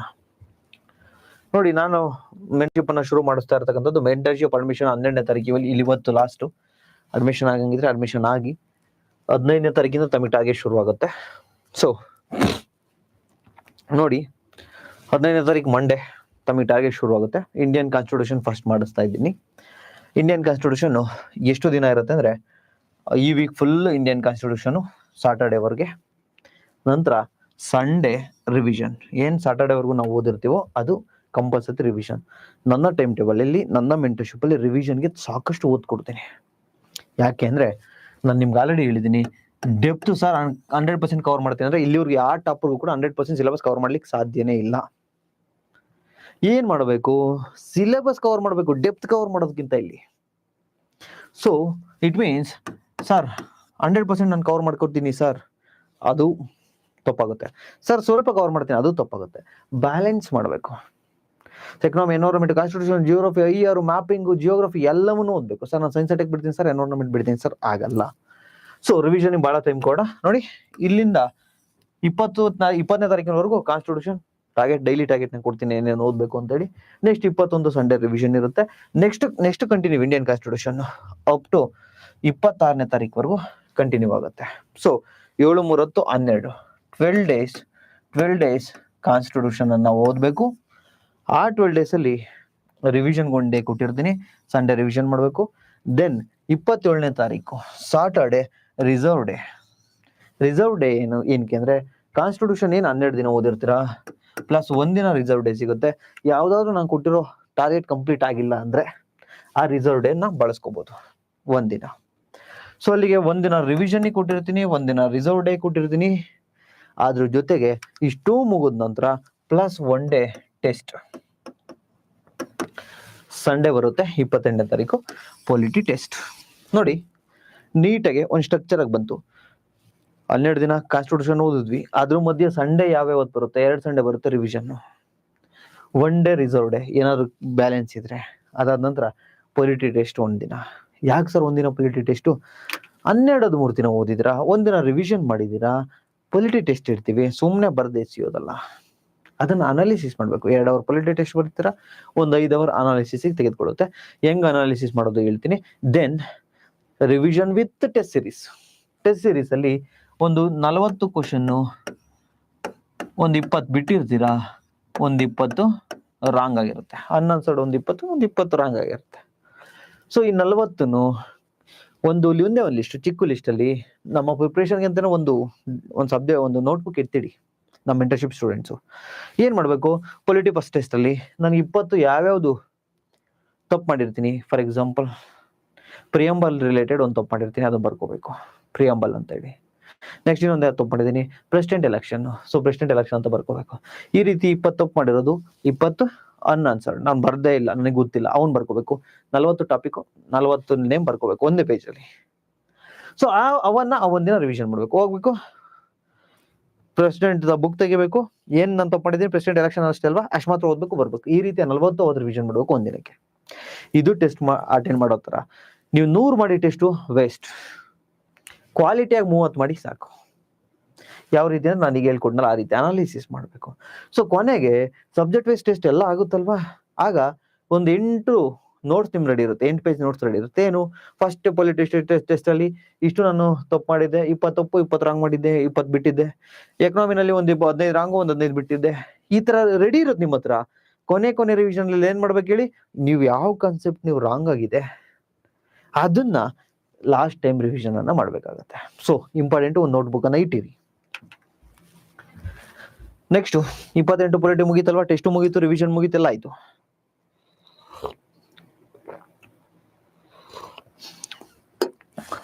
ನೆಕ್ಸ್ಟ್ 29ನೇ ತಾರೀಕಿಂದ ಜಿಯೋಗ್ರಫಿ ಸ್ಟಾರ್ಟ್ ಆಗುತ್ತೆ. 29, 30, ಡಿಸೆಂಬರ್ 31, ಜೊತೆಗೆ ಜನವರಿಯಿಂದ ಅಪ್ ಟು ಸಾಟರ್ಡೇವರೆಗೂ ಜಿಯೋಗ್ರಫಿ, 3ನೇ ತಾರೀಕುವರೆಗೂ. 4ನೇ ತಾರೀಕು ಸಂಡೇ ಬರುತ್ತೆ. ಸೊ ಏನ್ ಜಿಯೋಗ್ರಫಿ 1 ವೀಕ್ ಓದಿರ್ತಿರಲ್ಲ, ಸಂಡೇ ರಿವಿಷನ್. ಪ್ರತಿದಿನನೂ ರಿವಿಷನ್ ಇರುತ್ತೆ. ಫಾರ್ ಎಕ್ಸಾಂಪಲ್ ನಾನು ಜಾನ್ 1ನೇ ತಾರೀಕು ಜಿಯೋಗ್ರಫಿ ಯಾವ್ಯಾವ ಕೊಟ್ಟಿದ್ದೀನಿ, ಫಾರ್ ಎಕ್ಸಾಂಪಲ್ ಯಾವ್ದೋ ಫಿಸಿಕಲ್ ಜಿಯೋಗ್ರಫಿ ಏನೋ ಕೊಟ್ಟಿರ್ತೀನಿ, ಅದನ್ನೇನು ಓದ್ತೀರಾ ಅವತ್ತು ನೈಟು 9 ರಿಂದ 10 ಕಂಪಲ್ಸರಿ ಒಂದಿನಕ್ಕೆ ರಿವಿಷನ್ ಮಾಡ್ಲೇಬೇಕು, ಅವತ್ತು ಓದಿರೋದನ್ನ. ಆಮೇಲೆ ಒಂದು ವೀಕ್ ಏನು ಓದಿದಿರೋ ಸಂಡೇ ರಿವಿಷನ್ ಮಾಡಬೇಕು. ಬಿಕಾಸ್ ಇಲ್ಲಿ ರಿವಿಷನ್ ಇಂಪಾರ್ಟೆಂಟ್ ಆಗುತ್ತೆ. ಯಾಕೆಂದ್ರೆ ಹೋಗ್ತಾ 4 ದಿನಕ್ಕೆ ಒಂದು ಸಬ್ಜೆಕ್ಟ್ ರಿವಿಷನ್ ಮಾಡಬೇಕು, 3 ದಿನಕ್ಕೆ ಒಂದು ಸಬ್ಜೆಕ್ಟ್ ರಿವಿಷನ್ ಮಾಡಬೇಕು, 2 ದಿನಕ್ಕೆ ಒಂದ್ಸತಿ ಸಬ್ಜೆಕ್ಟ್ ರಿವಿಷನ್ ಮಾಡಬೇಕು. ಲಾಸ್ಟ್ ಎಕ್ಸಾಮ್ ಟೈಮಲ್ಲಿ 1 ದಿನಕ್ಕೆ ಒಂದು ಸಬ್ಜೆಕ್ಟ್ ರಿವಿಷನ್ ಮಾಡೋ ತರ ಆಗ್ಬೇಕು, ನಾನು ಮಾಡಿಸ್ತೀನಿ. ನೆಕ್ಸ್ಟ್ ನೋಡಿ ಜಿಯೋಗ್ರಫಿ ಹಂಗೆ ಕಂಟಿನ್ಯೂ ಆಯ್ತು. 5ನೇ ತಾರೀಕು, 6ನೇ ತಾರೀಕು, 7ನೇ ತಾರೀಕು, 8, 9, 9ನೇ ತಾರೀಕು, 10ನೇ ತಾರೀಕಿನವರೆಗೂ ಜಿಯೋಗ್ರಫಿ ಕಂಟಿನ್ಯೂ ಆಗುತ್ತೆ. ಎಲ್ಲಿಂದ ಡಿಸೆಂಬರ್ 29ನೇ ತಾರೀಕಿಂದ ಅಪ್ ಟು ಜನವರಿ 10ನೇ ತಾರೀಕಿನವರೆಗೂ ನಿಮಗೆ ಜಿಯೋಗ್ರಫಿ ಟಾರ್ಗೆಟ್ ಇರುತ್ತೆ. ಅದರಲ್ಲಿ ಸಂಡೇ ಒಂದಿನ ರಿವಿಷನ್, ಅದಾಗಿ ನೆಕ್ಸ್ಟ್ ಸಂಡೇ ಬರುತ್ತಲ್ಲ 11ನೇ ತಾರೀಕು, ಅವತ್ತು ಜಿಯೋಗ್ರಫಿ ಟೆಸ್ಟ್. ಇಲ್ಲಿ ಕೂಡ ಸೇಮು, ಟೆಸ್ಟ್ ಅನ್ನ ಅನಾಲಿಸಿಸ್ ಮಾಡ್ಬೇಕು. ಅವತ್ತು 2 ಅವರ್ ಟೆಸ್ಟ್ ಬರೀಬೇಕು, 5 ಅವರ್ ಟೆಸ್ಟ್ ಅನಾಲಿಸಿಸ್. ಒಂದು 15 ಕ್ವಶನ್ ರಾಂಗ್ ಮಾಡಿರೋದು, ಒಂದು 15 ಕ್ವಶನ್ ಬಿಟ್ಟಿದ್ರೆ ಅದು, ಅವೆರಡು ತೆಗೆದುಕೊಂಡು ಒಂದು ಲಿಸ್ಟ್ ಮಾಡಬೇಕು. ನೆಕ್ಸ್ಟ್ ಅಷ್ಟು ಕಾನ್ಸೆಪ್ಟ್ ಅನ್ನು ತೆಗೆದು ಕ್ವಿಕ್ ಆಗಿ ಓದಬೇಕು. ನೀನು ಹೇಳಿದ್ನಲ್ಲ ನಾನು, ಪ್ರೆಸಿಡೆಂಟ್ ಎಲೆಕ್ಷನ್ ತಪ್ಪು ಮಾಡಿದ್ರೆ ಅಂದ್ರೆ ಪ್ರೆಸಿಡೆಂಟ್ ಎಲೆಕ್ಷನ್ ಅಷ್ಟೇ ಕ್ವಿಕ್ ಆಗಿ ಓದಿ. ಬಿಕಾಸ್ ಇನ್ನ ಟೆಸ್ಟ್ ಸಾಲ್ವ್ ಮಾಡ್ತೀವಲ್ಲ ಅವಾಗ ಜಾಸ್ತಿ ಓದೋಣ, ಆಮೇಲೆ ಪ್ರೆಸಿಡೆಂಟ್ ಚಾಪ್ಟರ್ ಕೂತ್ಕೊಂಡು ಓದ್ಬೇಡಿ. ಸೊ ಟೆಸ್ಟ್ ಸೀರೀಸ್ ಒಂದೇ ದಿನ ಇರುತ್ತೆ, ಒಂದೇ ದಿನ ರಿವಿಷನ್ ಮಾಡಬೇಕು. ಸೊ ನೆಕ್ಸ್ಟ್ ಎಕನಾಮಿ ಶುರು ಆಗುತ್ತೆ. 12ನೇ ತಾರೀಕಿಂದ 20ನೇ ತಾರೀಕಿನವರೆಗೂ ಎಕನಾಮಿ ಇರುತ್ತೆ. ಸೊ 20ನೇ ತಾರೀಕಿನವರೆಗೂ ಎಕನಾಮಿ ಇರುತ್ತಲ್ವಾ, ಅಲ್ಲಿ 18ನೇ ತಾರೀಕು ಸಂಡೇ ಬರುತ್ತೆ. So economy revision. ಏನು 12ರಿಂದ 17ರವರೆಗೂ ಎಕನಾಮಿ ಓದಿರ್ತಿರಲ್ಲ, ಅದು ರಿವಿಷನ್. ದೆನ್ ಎಕನಾಮಿ 20ನೇ ತಾರೀಕು ಕಂಪ್ಲೀಟ್ ಆಗುತ್ತೆ. ಒಂದಿನ ರಿಸರ್ವ್ ಡೇ ಕೊಟ್ಟಿದ್ದೀವಿ, 21ನೇ ತಾರೀಕು ರಿಸರ್ವ್ ಡೇ. ಯಾಕೆ?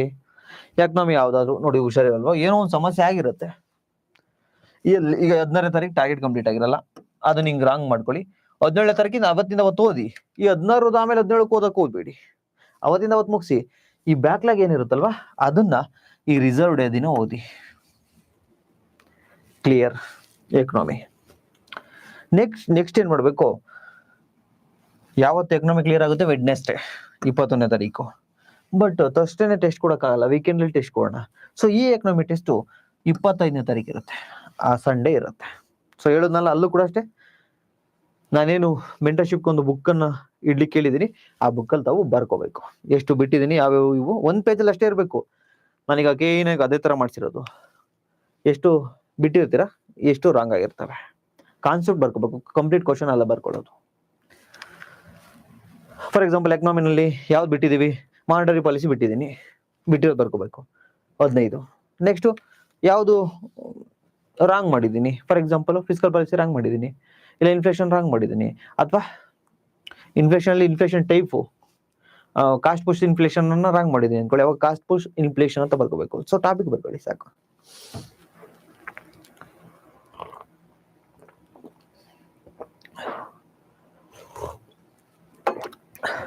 ನೆಕ್ಸ್ಟ್ 22ನೇ ತಾರೀಕಿಂದ ಎನ್ವೈರನ್ಮೆಂಟ್ ಶುರು ಆಗುತ್ತೆ.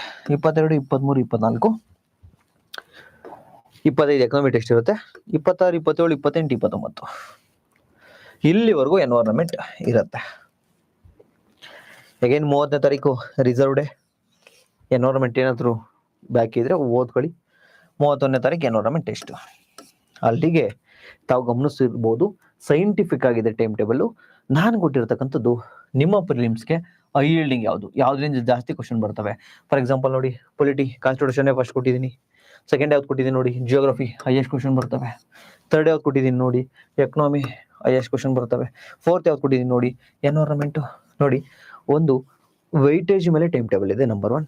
ನಂಬರ್ 2 ತಾವು ಗಮನಿಸಿರ್ಬೋದು, ಸಂಡೇ ರಿವಿಷನ್ ಟೆಸ್ಟ್ ಸೀರೀಸು. ನೋಡಿ, ರಿವಿಷನ್ ಟೆಸ್ಟ್ ಸೀರೀಸು ನೋಡಿ. ಅಂಡ್ ಅಲ್ಲಲ್ಲೇ ರಿಸರ್ವ್ ಡೇ ಕೊಟ್ಟಿದ್ದೀನಿ. ರಿಸರ್ವ್ ಡೇ ಯಾಕೆ? ಆ ಸಬ್ಜೆಕ್ಟ್ ಯಾವ್ದಾದ್ರು ಬಾಕಿ ಇದ್ರೆ. ಸೊ ಸೈಂಟಿಫಿಕ್ ಆಗಿದೆ, ತುಂಬಾ ಚೆನ್ನಾಗಿದೆ. ಇದನ್ನ ಫಾಲೋ ಮಾಡಿ ಅಷ್ಟೇ, ಎಕ್ಸಿಕ್ಯೂಟ್ ಮಾಡಿ. ನಾನು ಮೆಂಟರ್ಶಿಪ್ ಅಲ್ಲಿ ಹೇಳ್ಕೊಡ್ತೀನಿ ನೋಡಿ. ಈ ದಿನ ಏನ್ ಮಾಡ್ಬೇಕು? 15ನೇ ತಾರೀಕು ಎಷ್ಟು ಓದ್ಬೇಕು? ನಾನು ನಿಮಗೆ ಟಾರ್ಗೆಟ್ ಹಾಕ್ತೀನಿ ಗ್ರೂಪ್ ಅಲ್ಲಿ. 8ನೇ ತಾರೀಕು ಎಷ್ಟು ಓದ್ಬೇಕು? 7ನೇ ತಾರೀಕು ಕಂಪ್ಲೀಟ್. ನಾನು ಟೆಸ್ಟ್ ಯಾವ್ದು ಅಟೆಂಡ್ ಮಾಡ್ಬೇಕು? ನಮ್ದು ಇದೆ ಟೆಸ್ಟ್. ಸೊ ನಮ್ಮ ಟೆಸ್ಟ್ ಮುಗಿದ ನಂತರ ಇನ್ನೊಂದಷ್ಟು ಬೇರೆ ಇನ್ಸ್ಟಿಟ್ಯೂಷನ್ ಟೆಸ್ಟ್ ಕೂಡ ಅಟೆಂಡ್ ಮಾಡಿಸ್ತೀವಿ. ನೆಕ್ಸ್ಟ್ ಬರ್ತೀವಿ, ಎನ್ವೈರನ್ಮೆಂಟ್ ಆಯ್ತು 31ನೇ ತಾರೀಕು. ನೆಕ್ಸ್ಟ್ ಮಾಡರ್ನ್ ಹಿಸ್ಟ್ರಿ ಬರ್ತೀವಿ, ಫೆಬ್ರವರಿ 1ನೇ ತಾರೀಕು. 1ನೇ ತಾರೀಕಿಂದ ಅಪ್ ಟು ಫೆಬ್ರವರಿ 7ನೇ ತಾರೀಕಿನವರೆಗೂ ಮಾಡರ್ನ್ ಹಿಸ್ಟ್ರಿ. ಸಂಡೇ ಆ ಮಾಡರ್ನ್ ಹಿಸ್ಟ್ರಿ ರಿವಿಷನ್. ನೋಡಿ, 7 ದಿನ ಡೀಪ್ ಆಗಿ ಓದ್ತೀವಿ ಮಾಡರ್ನ್ ಹಿಸ್ಟ್ರಿನ. ಬರೀ ಮಾಡರ್ನ್ ಹಿಸ್ಟ್ರಿ ಅಷ್ಟೇ, 1 ಡೇ ರಿವಿಷನ್. ಅದಾದ ನಂತರ ಸೈನ್ಸು 9ನೇ ತಾರೀಕಿಂದ 9ರಿಂದ ಅಪ್ ಟು ಎಲ್ಲಿಯವರೆಗೆ ಅಂದ್ರೆ ಅಪ್ ಟು 18ನೇ ತಾರೀಕಿನವರೆಗೆ ಸೈನ್ಸು. ಅದರಲ್ಲಿ 9ರಿಂದ 14 ಏನು ಓದ್ತೀರಾ, ಒಂದು ವಾರ ಏನು ಓದ್ತೀರಾ, ಸಂಡೇ ಅದನ್ನ ಕಂಪ್ಲೀಟ್ ರಿವಿಷನ್ ಮಾಡಬೇಕು. ಸೊ ಅವತ್ತಿಂದ ಅವತ್ತು ರಿವಿಷನ್ ಇರುತ್ತೆ, 9 ರಿವಿಷನ್, 10 ರಿವಿಷನ್, ಜೊತೆಗೆ ವೀಕೆಂಡ್ ರಿವಿಷನ್ ಇರುತ್ತೆ, ಓದ್ಬೇಕು. ಅದಾದ ನಂತರ ಒಂದು ರಿಸರ್ವ್ ಡೇ ಕೊಡ್ತೀವಿ ಸೈನ್ಸ್ಗೆ. ಯಾಕೆಂದ್ರೆ ಯಾವ್ದಾದ್ರು ಒಂದು ಕವರ್ ಆಗಿಲ್ಲದೆ ಇರ್ತಕ್ಕಂಥದ್ದನ್ನ ಸೈನ್ಸ್ ಅನ್ನ ಓದಿ. ಇಲ್ಲ ಸರ್ ನನಗೆ ತುಂಬಾ ಸ್ಟ್ರೆಸ್ ಆಗಿದೆ, ಕಂಪ್ಲೀಟ್ ಆಗಿ ಓದಿದ್ದೀನಿ ಅಂದ್ರೆ ಆರಾಮಾಗಿ ನೀವು ಇಲ್ಲಿ ಮಲ್ಕೊಳ್ಳಿ, ಫ್ರೆಂಡ್ ಜೊತೆ ಹೋಗಿ, ನಿಮ್ ಲವರ್ ಜೊತೆ ಹೋಗಿ, ನೀವು ಅಪ್ಪ ಅಮ್ಮನ ಜೊತೆ ಹೋಗಿ, ಸಿನಿಮಾ ನೋಡ್ತೀರಾ ಸಿನಿಮಾ ನೋಡಿ, ತೊಂದರೆನೇ ಇಲ್ಲ. ಈ ರಿಸರ್ವ್ ಡೇನ ನೀವು ಎಂಜಾಯ್ ಮಾಡ್ಬೇಕು ಅಂದ್ರೆ ಇಲ್ಲಿ ಕಂಪ್ಲೀಟ್ ಆಗಿರ್ಬೇಕು. ಟಾರ್ಗೆಟ್ ಯಾವುದು ಇರಂಗಿಲ್ಲ, 1% ಇರಂಗಿಲ್ಲ. ಕಂಪ್ಲೀಟ್ ಆಗಿದ್ರೆ ಬ್ರೇಕ್ ತೊಗೊಳಕ್ ನಿಮ್ಗೆ ಅರ್ಹತೆ ಇರುತ್ತೆ. ನಾನು ಯಾವಾಗ್ಲೂ ಹೇಳ್ತೀನಿ, ನಾನಿವತ್ತು ಸಿನಿಮಾ ನೋಡ್ತೀನಿ ಅಂದ್ರೆ ನಾನಿವತ್ತು ಅಷ್ಟು ಕೆಲಸ ಮಾಡಿರ್ಬೇಕು, ಇಲ್ಲ ನಾನು ನೋಡಲ್ಲ. ಇಟ್ ಮೀನ್ಸ್ ತಾವುಗಳು ಕೂಡ ಅಷ್ಟೇ. ನಾನಿವಾಗ ಡೆವಿಲ್ ಸಿನಿಮಾ ರಿಲೀಸು, ನಾನು ಈ ಸಿನಿಮಾ ನೋಡೋ ಹುಚ್ಚು PU ಇಂದ. SLC ಆದ ತಕ್ಷಣ ಪ್ರತಿ ವಾರಕ್ಕೆ 4-5 ನೋಡ್ತಿದ್ದೆ, ಈಗಲೂ ನೋಡ್ತೀನಿ, ಎಷ್ಟೇ ಬ್ಯುಸಿಯಲ್ಲಿ. ಇವತ್ತು ನಾನು ಟಿಕೆಟ್ ಅನ್ನ ಬುಕ್ ಮಾಡ್ತಿದ್ದೀನಿ. ನೆನ್ನೆ ನೈಟ್ 10:30 ಟ್ರೈ ಮಾಡಿದ್ವಿ. ಸ್ವಲ್ಪ ಕೆಲಸ ಇತ್ತು ಅಂಡ್ ಟಿಕೆಟ್ ಕೂಡ ಸಿಗ್ಲಿಲ್ಲ. ಕೆಲಸ ನೈಟ್ ಎಲ್ಲ ಮುಗಿಸ್ಕೊಂಡ್ವಿ. ನೆನ್ನೆ ನಿಮ್ಮ ಮೆಂಟರ್ಶಿಪ್ ಇದನ್ನೆಲ್ಲ ರೆಡಿ ಮಾಡ್ಲಿಕ್ಕೆ 4 ರಿಂದ 5 ಗಂಟೆ, ಮಧ್ಯರಾತ್ರಿ 5 ಗಂಟೆಗೆ ನಾನು ಮಲಗಿದ್ದು. ಅದಾದ ನಂತರ ಇದನ್ನ ನಮ್ಮ ಹುಡುಗನ ಹಿಡ್ಕೊಂಡು ಇದನ್ನ ನೀಟಾಗಿ PPT ಮಾಡಿಸಿ ಈಗ ಮಧ್ಯಾಹ್ನ 1:30 2 ಗಂಟೆ 3 ಗಂಟೆವರೆಗೂ ಆಯ್ತು ಊಟ ಮಾಡೋ ಅಷ್ಟರಲ್ಲಿ ನಾವು PDF ಮುಗಿಸಿ ತೆಗೆದುಕೊಂಡ್ಬಂದ್ವಿ. ಈಗ ನಾನು ಟೈಮು ನೋಡಿ 6 ಗಂಟೆ ಕ್ಲಾಸ್ ಮಾಡಿದ್ದೆ. ಇಲ್ಲಿ ನಿಮ್ಗೆ ಮೆಂಟರ್ಶಿಪ್ ಹೇಳ್ಕೊಡ್ತಾ ಇದ್ದೀನಿ. ಸೊ ಈ 6 ಗಂಟೆ ಆಗೋವರೆಗೂ ನಾನು 7 ಗಂಟೆಗೆ ಇದಿದೆ, ಯಾವುದು ಡೆವಿಲ್ ಸಿನಿಮಾ ಇದೆ. ಸೊ ಅಷ್ಟೊಳಗಡೆ ಹೋಗ್ಬೇಕು, ಅದ್ರ ಜೊತೆಗೆ ಊಟ ಮಾಡ್ಕೊಂಡು ಹೋಗ್ಬೇಕು. ಸೊ ನಾನು ನನ್ನ ಪ್ಲಾನ್ ಡೈಲಿ ಹಿಂಗಿರ್ಬೇಕು. ನಾನು ಇವತ್ತು ಯಾಕೆ ರಜೆ ತೆಗೆದುಕೊತೀನಿ, ಅಷ್ಟು ಕೆಲಸ ಮಾಡಿದ್ದೀನಿ, ನೈಟ್ ಎಲ್ಲ ಕೆಲಸ ಮಾಡಿದ್ದೀನಿ ನಾನು. ಅದಕ್ಕೆ ಇವತ್ತು ನಾನು ಫಿಲ್ಮ್ ನೋಡ್ತಾ ಇದ್ದೀನಿ. ನೀವು ಅಷ್ಟೇ ರಿಸರ್ವ್ ಡೇ ಎಂಜಾಯ್ ಮಾಡಬೇಕು ಅಂದ್ರೆ ನೀವು ಕೂಡ ಆ ರೀತಿ ಈ ವಾರ ಪೂರ್ತಿ ಮುಗಿಸಿದ್ರೆ ಮಾತ್ರ ಆಗುತ್ತೆ. Next higher and mapping important. Higher ಮತ್ತೆ mapping very very important. Higher 3 ದಿನ ಓದೋಣ, 20, 21, 22. ಜೊತೆಗೆ ಮ್ಯಾಪಿಂಗ್ ಸೇರಿಸಿದ್ರೆ ಇನ್ನೂ ಒಂದು 3 ದಿನ. ಟೋಟಲ್ ಹೈಯರ್ 5 ದಿನ ಅಂಡ್ ಮ್ಯಾಪಿಂಗ್ 3 ದಿನ, ಟೋಟಲ್ 8 ದಿನ. Higher with mapping, current affairs ಏನೇನಿದೆ ಅದೆಲ್ಲವೂ ಕೂಡ ಓದಬೇಕಾಗುತ್ತೆ ಅಂಡ್ ಮ್ಯಾಪ್ ಮಾಡಬೇಕಾಗುತ್ತೆ. Total 8 days. ನೆಕ್ಸ್ಟು 28ನೇ ತಾರೀಕಿಂದ ಏನ್ಷಿಯಂಟ್ ಮಿಡಿವಲ್ ಸ್ಟಾರ್ಟ್ ಆಗುತ್ತೆ. ಏನ್ಷಿಯಂಟು ಮತ್ತು ಮಿಡಿವಲ್ ಮಾರ್ಚ್ 1ನೇ ತಾರೀಕು, ಫೆಬ್ರವರಿ 28ರಿಂದ. ಆಮೇಲೆ ಏನ್ಷಿಯಂಟ್ ಮಿಡಿವಲ್ಲು ಅಪ್ ಟು ಮಾರ್ಚ್ 5ನೇ ತಾರೀಕಿನವರೆಗೂ ಏನ್ಷಿಯಂಟ್ ಅಂಡ್ ಮಿಡಿವಲ್ಲು. ನೆಕ್ಸ್ಟು 6ನೇ ತಾರೀಕು ರಿಸರ್ವ್ ಡೇ. ಏನಾದರೂ ಏನ್ಷಿಯಂಟ್ ಮಿಡಿವಲ್ ಇದ್ರೆ ಮುಗಿಸ್ಕೊಳ್ಳಿ, ಹಿಸ್ಟ್ರಿ ರಿವಿಷನ್ ಮಾಡ್ಕೊಳ್ಳಿ 7ನೇ ತಾರೀಕು.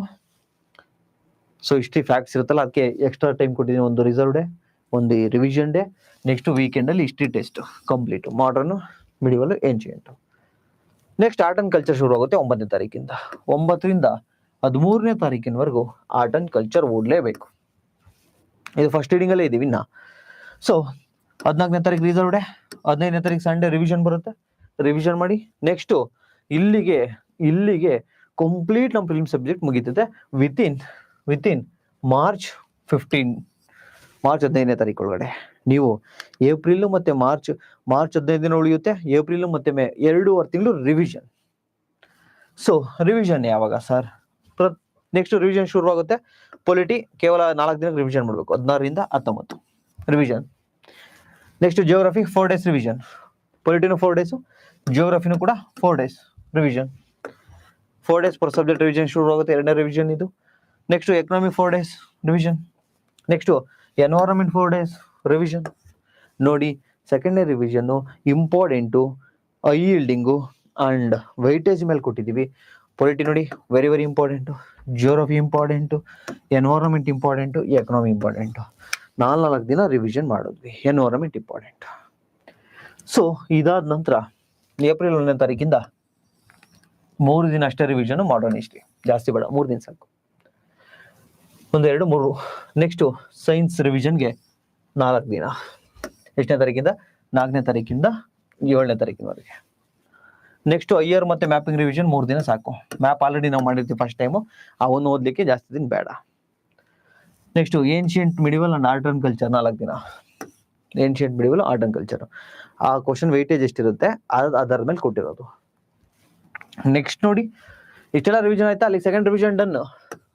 ಸೆಕೆಂಡ್ ರಿವಿಷನ್ ಯಾವಾಗ ಡನ್ ಆಗುತ್ತೆ ನಮ್ದು? ಯಾವಾಗ? ಏಪ್ರಿಲ್ 14ನೇ ತಾರೀಕು second revision complete. Third revision ನೋಡಿ, ಪೊಲಿಟಿ ರಿವಿಷನ್ ಈಗ 3 ದಿನ ನೋಡಿ. ಫಸ್ಟ್ 15 ದಿನ, ಆಮೇಲೆ 4 ದಿನ, ಈಗ 3 ದಿನ ರಿವಿಷನ್ ಪೊಲಿಟಿ. ನೆಕ್ಸ್ಟ್ ಜಿಯೋಗ್ರಫಿ 3 ದಿನ. ನೆಕ್ಸ್ಟ್ ಎಕನಾಮಿ 3 ದಿನ. ನೆಕ್ಸ್ಟ್ ಎನ್ವೈರನ್ಮೆಂಟ್ 3 ದಿನ, 26ನೇ ತಾರೀಕು ಆಯ್ತು. ನೆಕ್ಸ್ಟ್ ಮಾಡರ್ನ್ ಹಿಸ್ಟ್ರಿ 3 ದಿನ. ಸೊ ಇಲ್ಲಿ ವೀಕೆಂಡ್ ಅಲ್ಲಿ ರಿವಿಷನ್ ಕೊಟ್ಟಿಲ್ಲ, ಯಾಕೆ? ನಾವು ಮಾಡ್ತಿರೋದು revision. So next science and tech 3 ದಿನ, ಇಲ್ಲಿ 2 ದಿನ, ಮತ್ತೆ ಇಲ್ಲೊಂದು ದಿನ 30ನೇ ತಾರೀಕು. ಸೊ ಅಲ್ಲಿಗೆ ನಾವು ಮೇಗ್ ಬಂದ್ವಿ ಈಗ ಆಲ್ರೆಡಿ. ಎಸ್, ಮೇಗ್ ಬಂದಿದ್ದೀವಿ. ನೆಕ್ಸ್ಟ್ ಐಆರ್ ಮತ್ತೆ ಮ್ಯಾಪಿಂಗ್ ಆಲ್ರೆಡಿ ಇದು 3ನೇ ರಿವಿಷನ್, 3 ದಿನ ಸಾಕು. 3ನೇ revision. Ancient medieval art and culture 3 ದಿನ. ದೆನ್ ಇಲ್ಲಿ ರಿಸರ್ವ್ ಡೇ ಕೊಡ್ತೀನಿ. ಎಷ್ಟು? 2 ದಿನ ರಿಸರ್ವ್ ಡೇ ಕೊಡ್ತೀನಿ ಮೇ ತಿಂಗಳಲ್ಲಿ. ಯಾಕೆಂದ್ರೆ ಈಗ ಆಲ್ರೆಡಿ 3 ಟೈಮ್ ರಿವಿಷನ್ ಆಗಿದೆ ನಮ್ದು ಇಲ್ಲಿಗೆ ಮೇಗೆ. ಮೇ 24ನೇ ತಾರೀಕು ಎಕ್ಸಾಮು. ಇದಾಗಿಯೂ ಕೂಡ ಯಾವ್ದಾದ್ರು ಸಬ್ಜೆಕ್ಟ್ ಮೇಲೆ ಡೌಟ್ ಇದೆ ಸರ್ ಅಂದ್ರೆ ಈ 2 ದಿನನ ಅದಕ್ಕೆ ಯೂಸ್ ಮಾಡ್ಕೊಳ್ಳಿ. ಇದ್ರ ಜೊತೆಗೆ ಜಾನ್ವರಿಯಿಂದ ಪ್ರತಿದಿನ ಸಂಜೆ 8ರಿಂದ 9 ಅಥವಾ 10ರಿಂದ 11 ಮೆಂಟಲ್ ಎಬಿಲಿಟಿ ಪ್ರತಿದಿನ 1 ಅವರ್ ಓದ್ತೀರಾ, ಜನವರಿಯಿಂದ around 150 hour mental ability cover ಮಾಡ್ತೀವಿ ನಾವು. ಆ 150 ಅವರ್ ಮೆಂಟಲ್ ಎಬಿಲಿಟಿ ಜೊತೆಗೆ ಎಕ್ಸಾಮ್ ಹತ್ರ ಇದೆ 24ನೇ ತಾರೀಕು. ಸೊ ಮೆಂಟಲ್ ಎಬಿಲಿಟಿ ಸ್ವಲ್ಪ ಬ್ರಷ್ ಮಾಡ್ಬೇಕು ಈಗ. ಅದಕ್ಕೆ ಡೆಡಿಕೇಟಿವ್ CSAT 3 ದಿನ ಬೇರೆ ಏನೂ ಇಲ್ಲ. ವಿವೇಕ್ ಥೀಮ್ ತಗೊಳ್ಳೋದು, ಡೈಲಿ 1 ಅವರ್ ಸಾಲ್ವ್ ಮಾಡಿರ್ತಾರೆ, ಇಷ್ಟು ಕಾಲೇನೆ. ಸೊ ಈ 3 ದಿನದಲ್ಲಿ ರಿವಿಷನ್ ಮಾಡೋದು. ನೆಕ್ಸ್ಟ್ ಆರ್ಟ್ ಅಂಡ್ ಕಲ್ಚರ್ 1 ದಿನಕ್ಕೆ ರಿವಿಷನ್. ಈಗ already final revision, exam near ಇದೆ. 4ನೇ ರಿವಿಷನ್ ಇದು, 4th ರಿವಿಷನ್, 1 ಡೇಗೆ 1 revision. Art and culture, polity 15ನೇ ತಾರೀಕು, geography, economy 17, environment 18, science and tech 19, IR 20, modern history. ನೋಡಿ ನಾನು ಅಕಾರ್ಡಿಂಗ್ ಟು ಸೈಂಟಿಫಿಕ್ ಕೊಟ್ಟಿದ್ದೀನಿ. 20ನೇ ತಾರೀಕು ಎಕ್ಸಾಮ್ ಇದೆಯಾ, 24ಕ್ಕೆ 23 ರಿಸರ್ವ್ ಡೇ. ಆರಾಮಾಗಿ ಕೂಲ್ ಆಗಿರ್ಬೇಕು. ಏನಾದ್ರು ಬೇಕು ಅಂದ್ರೆ ಒಂದು ಮಧ್ಯಾಹ್ನದವರೆಗೂ ಓದಿ, ಮಧ್ಯಾಹ್ನದಾದ್ಮೇಲೆ ಆರಾಮಾಗಿ ಮಲ್ಕೊಂಬಿಡಿ, ಒಳ್ಳೆ ನಿದ್ರೆ ಮಾಡಿ, ಲೈಟಾಗಿ ಊಟ ಮಾಡಿ. ಇವತ್ತೇನೇನು ಮಾಡ್ಬೇಕು ನಾನು ಒಂದು ವಿಡಿಯೋ ಮಾಡ್ತೀನಿ ರಿಸರ್ವ್ ಡೇ ದಿನ, ಎಕ್ಸಾಮ್ ಬಿಫೋರ್. ಸೊ ಅದಕ್ಕಿಂತ ಬಿಫೋರ್ ನೋಡಿ ನಾನು ಯಾವ್ದು ಇಟ್ಟಿದ್ದೀನಿ, ಏನ್ಸಿಯಂಟ್ ಅಂಡ್ ಮಿಡಿವಲ್. ಯಾಕೆ ಏನ್ಸಿಯಂಟ್ ಮಿಡಿವಲ್ ಅವಾಗ ಇಟ್ಟಿದ್ದೀನಿ ಸರ್? ಅವು ಫ್ಯಾಕ್ಟ್ಸು, ಹಿಸ್ಟ್ರಿ ನೆನಪಲ್ಲಿ ಇರಲ್ಲ. ಯಾಕೆ ನೆನಪಲ್ಲಿ ಇರಲ್ಲ? ನಾವೆಲ್ಲರೂ ರೈಟ್ ಹ್ಯಾಂಡಲ್ಲಿ ಬರಿತೀವಿ, right hand body parts, left hand brain control ಮಾಡುತ್ತೆ. ಸೊ ನಾವು ಯಾವಾಗಲೂ ಕೂಡ ಜಾಸ್ತಿ ಲೆಫ್ಟ್ ಹ್ಯಾಂಡ್ ಬ್ರೈನ್ ಅನ್ನ ಸ್ಟಿಮ್ಯುಲೇಟ್ ಮಾಡ್ತೀವಿ. ಲೆಫ್ಟ್ ಹ್ಯಾಂಡ್ ಬ್ರೈನು ಹಿಸ್ಟ್ರಿ ಓದೋದು ನಾವು ಹೋಗೋದು ಲೆಫ್ಟ್ ಹ್ಯಾಂಡ್ಗೆನೆ. ಲಾಜಿಕಲ್ ಬ್ರೈನು ಜಾಸ್ತಿ ದಿನ ಉಳಿಯಲ್ಲ, ಲಾಂಗ್ ಟರ್ಮ್ ಮೆಮೊರಿ ಅಲ್ಲ, ಶಾರ್ಟ್ ಟರ್ಮ್ ಮೆಮೊರಿ. ಇದು ಪದೇ ಪದೇ ನೆನಪಿರ್ಬೇಕು. ಅದಕ್ಕೆ ಎಕ್ಸಾಮ್ ಬಿಫೋರ್ ಇದೆ ಬೆಸ್ಟು, ಬಿಕಾಸ್ ಇದು ಲಾಂಗ್ ಟರ್ಮಲ್ಲಿ ನೆನಪಿರಲ್ಲ. ಸೊ ಅದಕ್ಕೆ ಶಾರ್ಟ್ ಟರ್ಮ್ ಓದ್ಬೇಕಲ್ವಾ. ಏನ್ಷಿಯಂಟ್ 22ನೇದು, 21ನೇ ತಾರೀಕು ಮಾಡ್ರನ್ನು, 20 IR, ಸೈನ್ಸ್ 19, ಎನ್ವೈರನ್ಮೆಂಟು. ಅಂದರೆ ನಾನು ನಿಮ್ಗೆ ಯಾವ್ಯಾವುದು ಕಮ್ಮಿ ನೆನಪಲ್ಲಿ ಉಳಿಯುತ್ತೋ ಅದನ್ನು ಲಾಸ್ಟಿಗೆ ಹಾಕೊಂಡ್ಬಂದಿದ್ದೀನಿ ರಿವಿಷನ್ಗೆ. ಪೊಲಿಟಿ ಏನು ತೊಂದರೆ ಇಲ್ಲ ನೋಡಿ, ಅದಕ್ಕೆ ಬಿಫೋರ್ 15 ಡೇಸ್ ಬಿಫೋರ್ ನಾನು ಪೊಲಿಟಿ ಮುಗಿಸ್ತೀನಿ ಲಾಸ್ಟ್ ರಿವಿಷನ್ನ. ಆಮೇಲೆ ಜಿಯೋಗ್ರಫಿ ತೊಂದರೆ ಇಲ್ಲ, ಅರ್ಥ ಆಗುತ್ತೆ. ಎಕನಾಮಿ ನಿಮ್ಗೆ ಕಾನ್ಸೆಪ್ಚುಯಲ್ ನೆನಪಲ್ಲಿ ಇರುತ್ತೆ. ನೆಕ್ಸ್ಟ್ ಎನ್ವೈರನ್ಮೆಂಟ್ ನೆನಪಲ್ಲಿ ಇರುತ್ತೆ. ಯಾವ್ಯಾವ ನೆನಪಲ್ಲಿ ಇರಲ್ಲ ಲಾಸ್ಟ್ ವೀಕಲ್ಲಿ. ಇಟ್ ಮೀನ್ಸ್ ಫೈನಲ್ ರಿವಿಷನ್ ಇದು. ಆಮೇಲೆ ಎಕ್ಸಾಮನ್ನು ಕೊಡಿ. ಸೊ ಈ ಒಂದು PPTಯನ್ನು ನಾನು ಪ್ರೈಮ್ಸ್ ಕ್ಲಾಸಸ್ ಟೆಲಿಗ್ರಾಮ್ ಚಾನಲ್ಗೆ ಹಾಕ್ತೀನಿ. ಅಲ್ಲಿ PDF ಅನ್ನು ಡೌನ್ಲೋಡ್ ಮಾಡ್ಕೊಳ್ಳಿ. ನಂಬರ್ 1. ನಂಬರ್ 2, ಮೆಂಟರ್ಶಿಪ್ ಜಾಯ್ನ್ ಆಗ್ತೀರಾ ಅಂದರೆ ನೋಡಿ, ಮೆಂಟರ್ಶಿಪ್ ಜಾಯ್ನ್ ಆಗ್ತೀರಾ ಅಂದರೆ 7026132710. ಇದಕ್ಕೆ ವಾಟ್ಸಪ್ ಮೆಸೇಜ್ ಮಾಡಿ. ನಮ್ಮ ಟೀಮರು ಅಡ್ಮಿಷನ್ ಮಾಡ್ಕೊತಾರೆ. 15 ಸ್ಟಾರ್ಟು. ಯಾರಾದರೂ KPSC ಓದ್ತಾ ಇದ್ರೆ 80% ಡಿಸ್ಕೌಂಟ್ ಇದೆ. KSF DSTA course 1999. PSI ನೋಡಿ ಇಷ್ಟು ಕಡಿಮೆ ಕೊಟ್ಟಿದ್ದಾನೆ. ಹೆಂಗೋ ಕ್ಲಾಸು. ಡೆಫಿನೆಟ್ಲಿ ನೀವು ಎಲ್ಲಿ ಕೋಚಿಂಗ್ ತೆಗೆದುಕೊಂಡಿರ್ತೀರೋ ಅದಕ್ಕಿಂತ ಕ್ವಾಲಿಟಿ ಇದೆ. ಈಗ ಆಲ್ರೆಡಿ ಸುಮ್ಮನೆ 3000+ ಸ್ಟೂಡೆಂಟ್ಸ್ ಆಗಿಲ್ಲ, ರಿಸಲ್ಟ್ ಕೂಡ ನೀವೇ ನೋಡ್ತೀರಾ.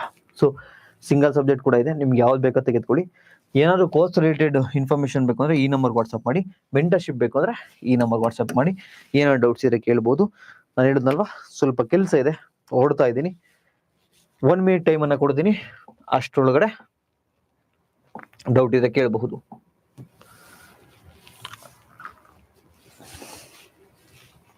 ಟೆಸ್ಟ್ ಸೀರೀಸ್ ಕೂಡ ಇದೆ, ನೋಡ್ಬೋದು ನೀವು. ಈ ಒಂದು ಸೆಷನ್ ಇಷ್ಟ ಆಗಿದ್ರೆ ಲೈಕ್ ಮಾಡ್ಬೋದು. ಇಷ್ಟ ಆಗಿಲ್ಲ ಅಂದ್ರೆ ಇಷ್ಟ ಆಗಿರುತ್ತೆ, ಇಷ್ಟ ಆಗ್ಲಿಕ್ಕೆ ಚಾನ್ಸೇ ಇಲ್ಲ. ಇಷ್ಟೆಲ್ಲ ಆಗಿದೆ ಅಂದ್ರೆ ನಿಮ್ಗೆ ಏನು ಮಾಡ್ತಿರೋ ಅದು ಮಾಡಿ, ತೊಂದರೆ ಇಲ್ಲ. ಸ್ವಲ್ಪ ಥ್ರೋಟ್ ಪೇನ್ ಇದೆ, ಅದಕ್ಕೋಸ್ಕರ ನೀರು ಕುಡಿಯೋದು. ಡಾಕ್ಟ್ರು ಕಂಪ್ಲೀಟ್ ರೆಸ್ಟ್ ಹೇಳಿದ್ದಾರೆ, ಆದರೂ ಕ್ಲಾಸ್ ಅದು ಇದು ಮಾಡ್ತಾ ಇದ್ದೀನಿ.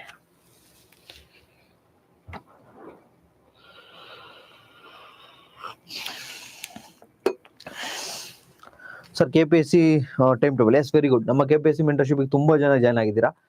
ಅವ್ರಿಗೂ ಟೈಮ್ ಟೇಬಲ್ ಅನ್ನು ನಾಳೆ ಕೊಡ್ತೀನಿ, ಓಕೆ? ಆ ಮೆಂಟರ್ಶಿಪ್ ಅವ್ರಿಗೆ KA ಸ್ಟೂಡೆಂಟ್ಸ್, ಇನ್ನೇನು ನಮ್ಮ ಸ್ಟೂಡೆಂಟ್ಸ್ ತುಂಬ ಚೆನ್ನಾಗಿ ಮಾಡ್ತಾ ಇದ್ದಾರೆ.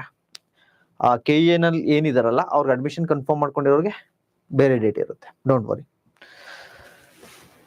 ಶರತ್ sir, what's your age sir if comfortable? What's your age if comfortable bracket ಅಲ್ಲಿ ಹಾಕಿದ್ದಾರೆ.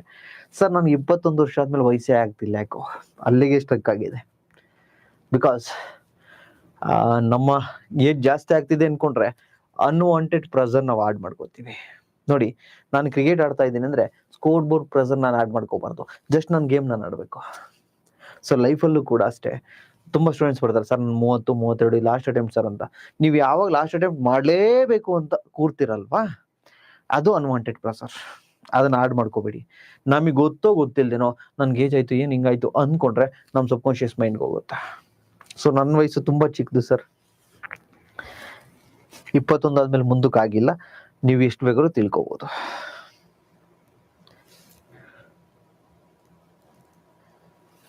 ಸರ್ ನೀವು ಕೋರ್ಸ್ 1 ಆದ್ರೂ ತೆಗೆದುಕೊಂಡಿರಿ, ಕೋರ್ಸ್ 2 ಆದ್ರೂ ತೆಗೆದುಕೊಂಡಿರಿ, UPSC ಅವ್ರಿಗೆ ಇದೇನ್ ಟೈಮ್ ಟೇಬಲ್ ಇದೆ ಇದೇ ಟೈಮ್ ಟೇಬಲ್. ಸರ್ ನಾನು ಕೋರ್ಸ್ 1 ತಗೊಂಡಿದ್ದೀನಿ ಸರ್, ಮೆಲ್ಲಕ್ ನೋಡ್ತೀನಿ ಸರ್ ಕ್ಲಾಸು ಅಥವಾ ಮೆಲ್ಲಕ್ ಓದ್ತೀನಿ, ನೋ, ನೆವರ್.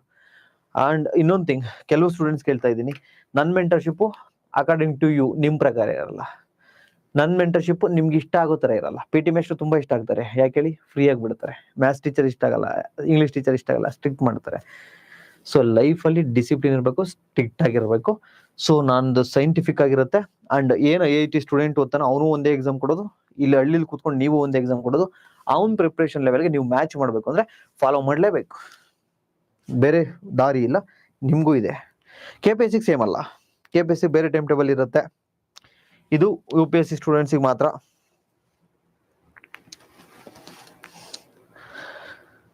KPSC ನಾಳೆ ಕೊಡ್ತೀವಿ, ಓಕೆನಾ?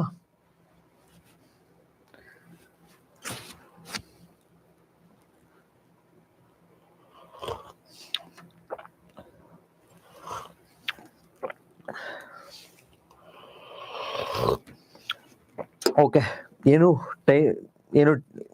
ಏನಾದರೂ ಡೌಟ್ಸ್ ಇದ್ರೆ ಕಮೆಂಟ್ ಸೆಕ್ಷನಲ್ಲಿ ಹಾಕಿ. ನಂಗೆ ಸ್ವಲ್ಪ ಕೆಲಸ ಇದೆ, ಬೇಗ ಹೋಗ್ಬೇಕು. ಬಾಯ್, ಸಿ ಯು, ಟೇಕ್ ಕೇರ್.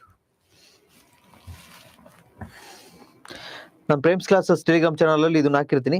ನನ್ನ ಮೆಂಟರ್ಶಿಪ್ ಅಲ್ಲದೇ ಇರೋರು ಯಾರಾದರೂ ಓದ್ತಿರಂದ್ರೆ ಇದನ್ನು ಫಾಲೋ ಮಾಡ್ಕೊಂಡು ಓದ್ಕೊಳ್ಳಿ. ನನ್ನ ಮೆಂಟರ್ಶಿಪ್ಪಲ್ಲಿ ಡೋಂಟ್ ವರಿ, ನಾನು ಅವತ್ತಿಂದ ಟಾರ್ಗೆಟ್ ಪ್ರತಿದಿನ ಏನೇನು ಓದಬೇಕು ನಾನು ಕೊಡ್ತೀನಿ. ನನ್ನ ಮೆಂಟರ್ಶಿಪ್ ಇರೋರು ಕೂಡ ಇದನ್ನು ಜೆರಾಕ್ಸ್ ತೆಗೆದುಕೊಂಡಿರಿ, ನಿಮ್ಮ ಟೈಮ್ ಟೇಬಲ್ ನಿಮ್ಮ ಸ್ಟಡಿ ಹತ್ರ ಹಾಕೊಳ್ಳಿ. ಒಂದಿನ ಸ್ಕಿಪ್ ಆದ್ರೂ ಇನ್ನೊಂದು ದಿನ ಇನ್ನೊಂದು ಸಬ್ಜೆಕ್ಟ್ಗೆ ಹೊಡ್ತಾ ಬೀಳುತ್ತೆ. So energy is extremely extraordinary sir. Energy ಇದೆ ಸರ್, ಸ್ವಲ್ಪ ಥ್ರೋಟ್ ಪೈನ್ ಅಷ್ಟೇ. Okay, bye, see you, take care. ನಮ್ಮ ಮೆಂಟರ್ಶಿಪ್ ಸಮ್ಟೈಮ್ಸ್ ನೈಟ್ ಕೇಳಿ 4 ಗಂಟೆ 5 ಗಂಟೆವರೆಗೂ ಇದ್ದಿರ್ತೀವಿ, ಮಾಡಲೇಬೇಕು, ಬೇರೆ ಕೆಲಸ ಇರಲ್ಲ. Sir class super, thank you Rekha ma'am.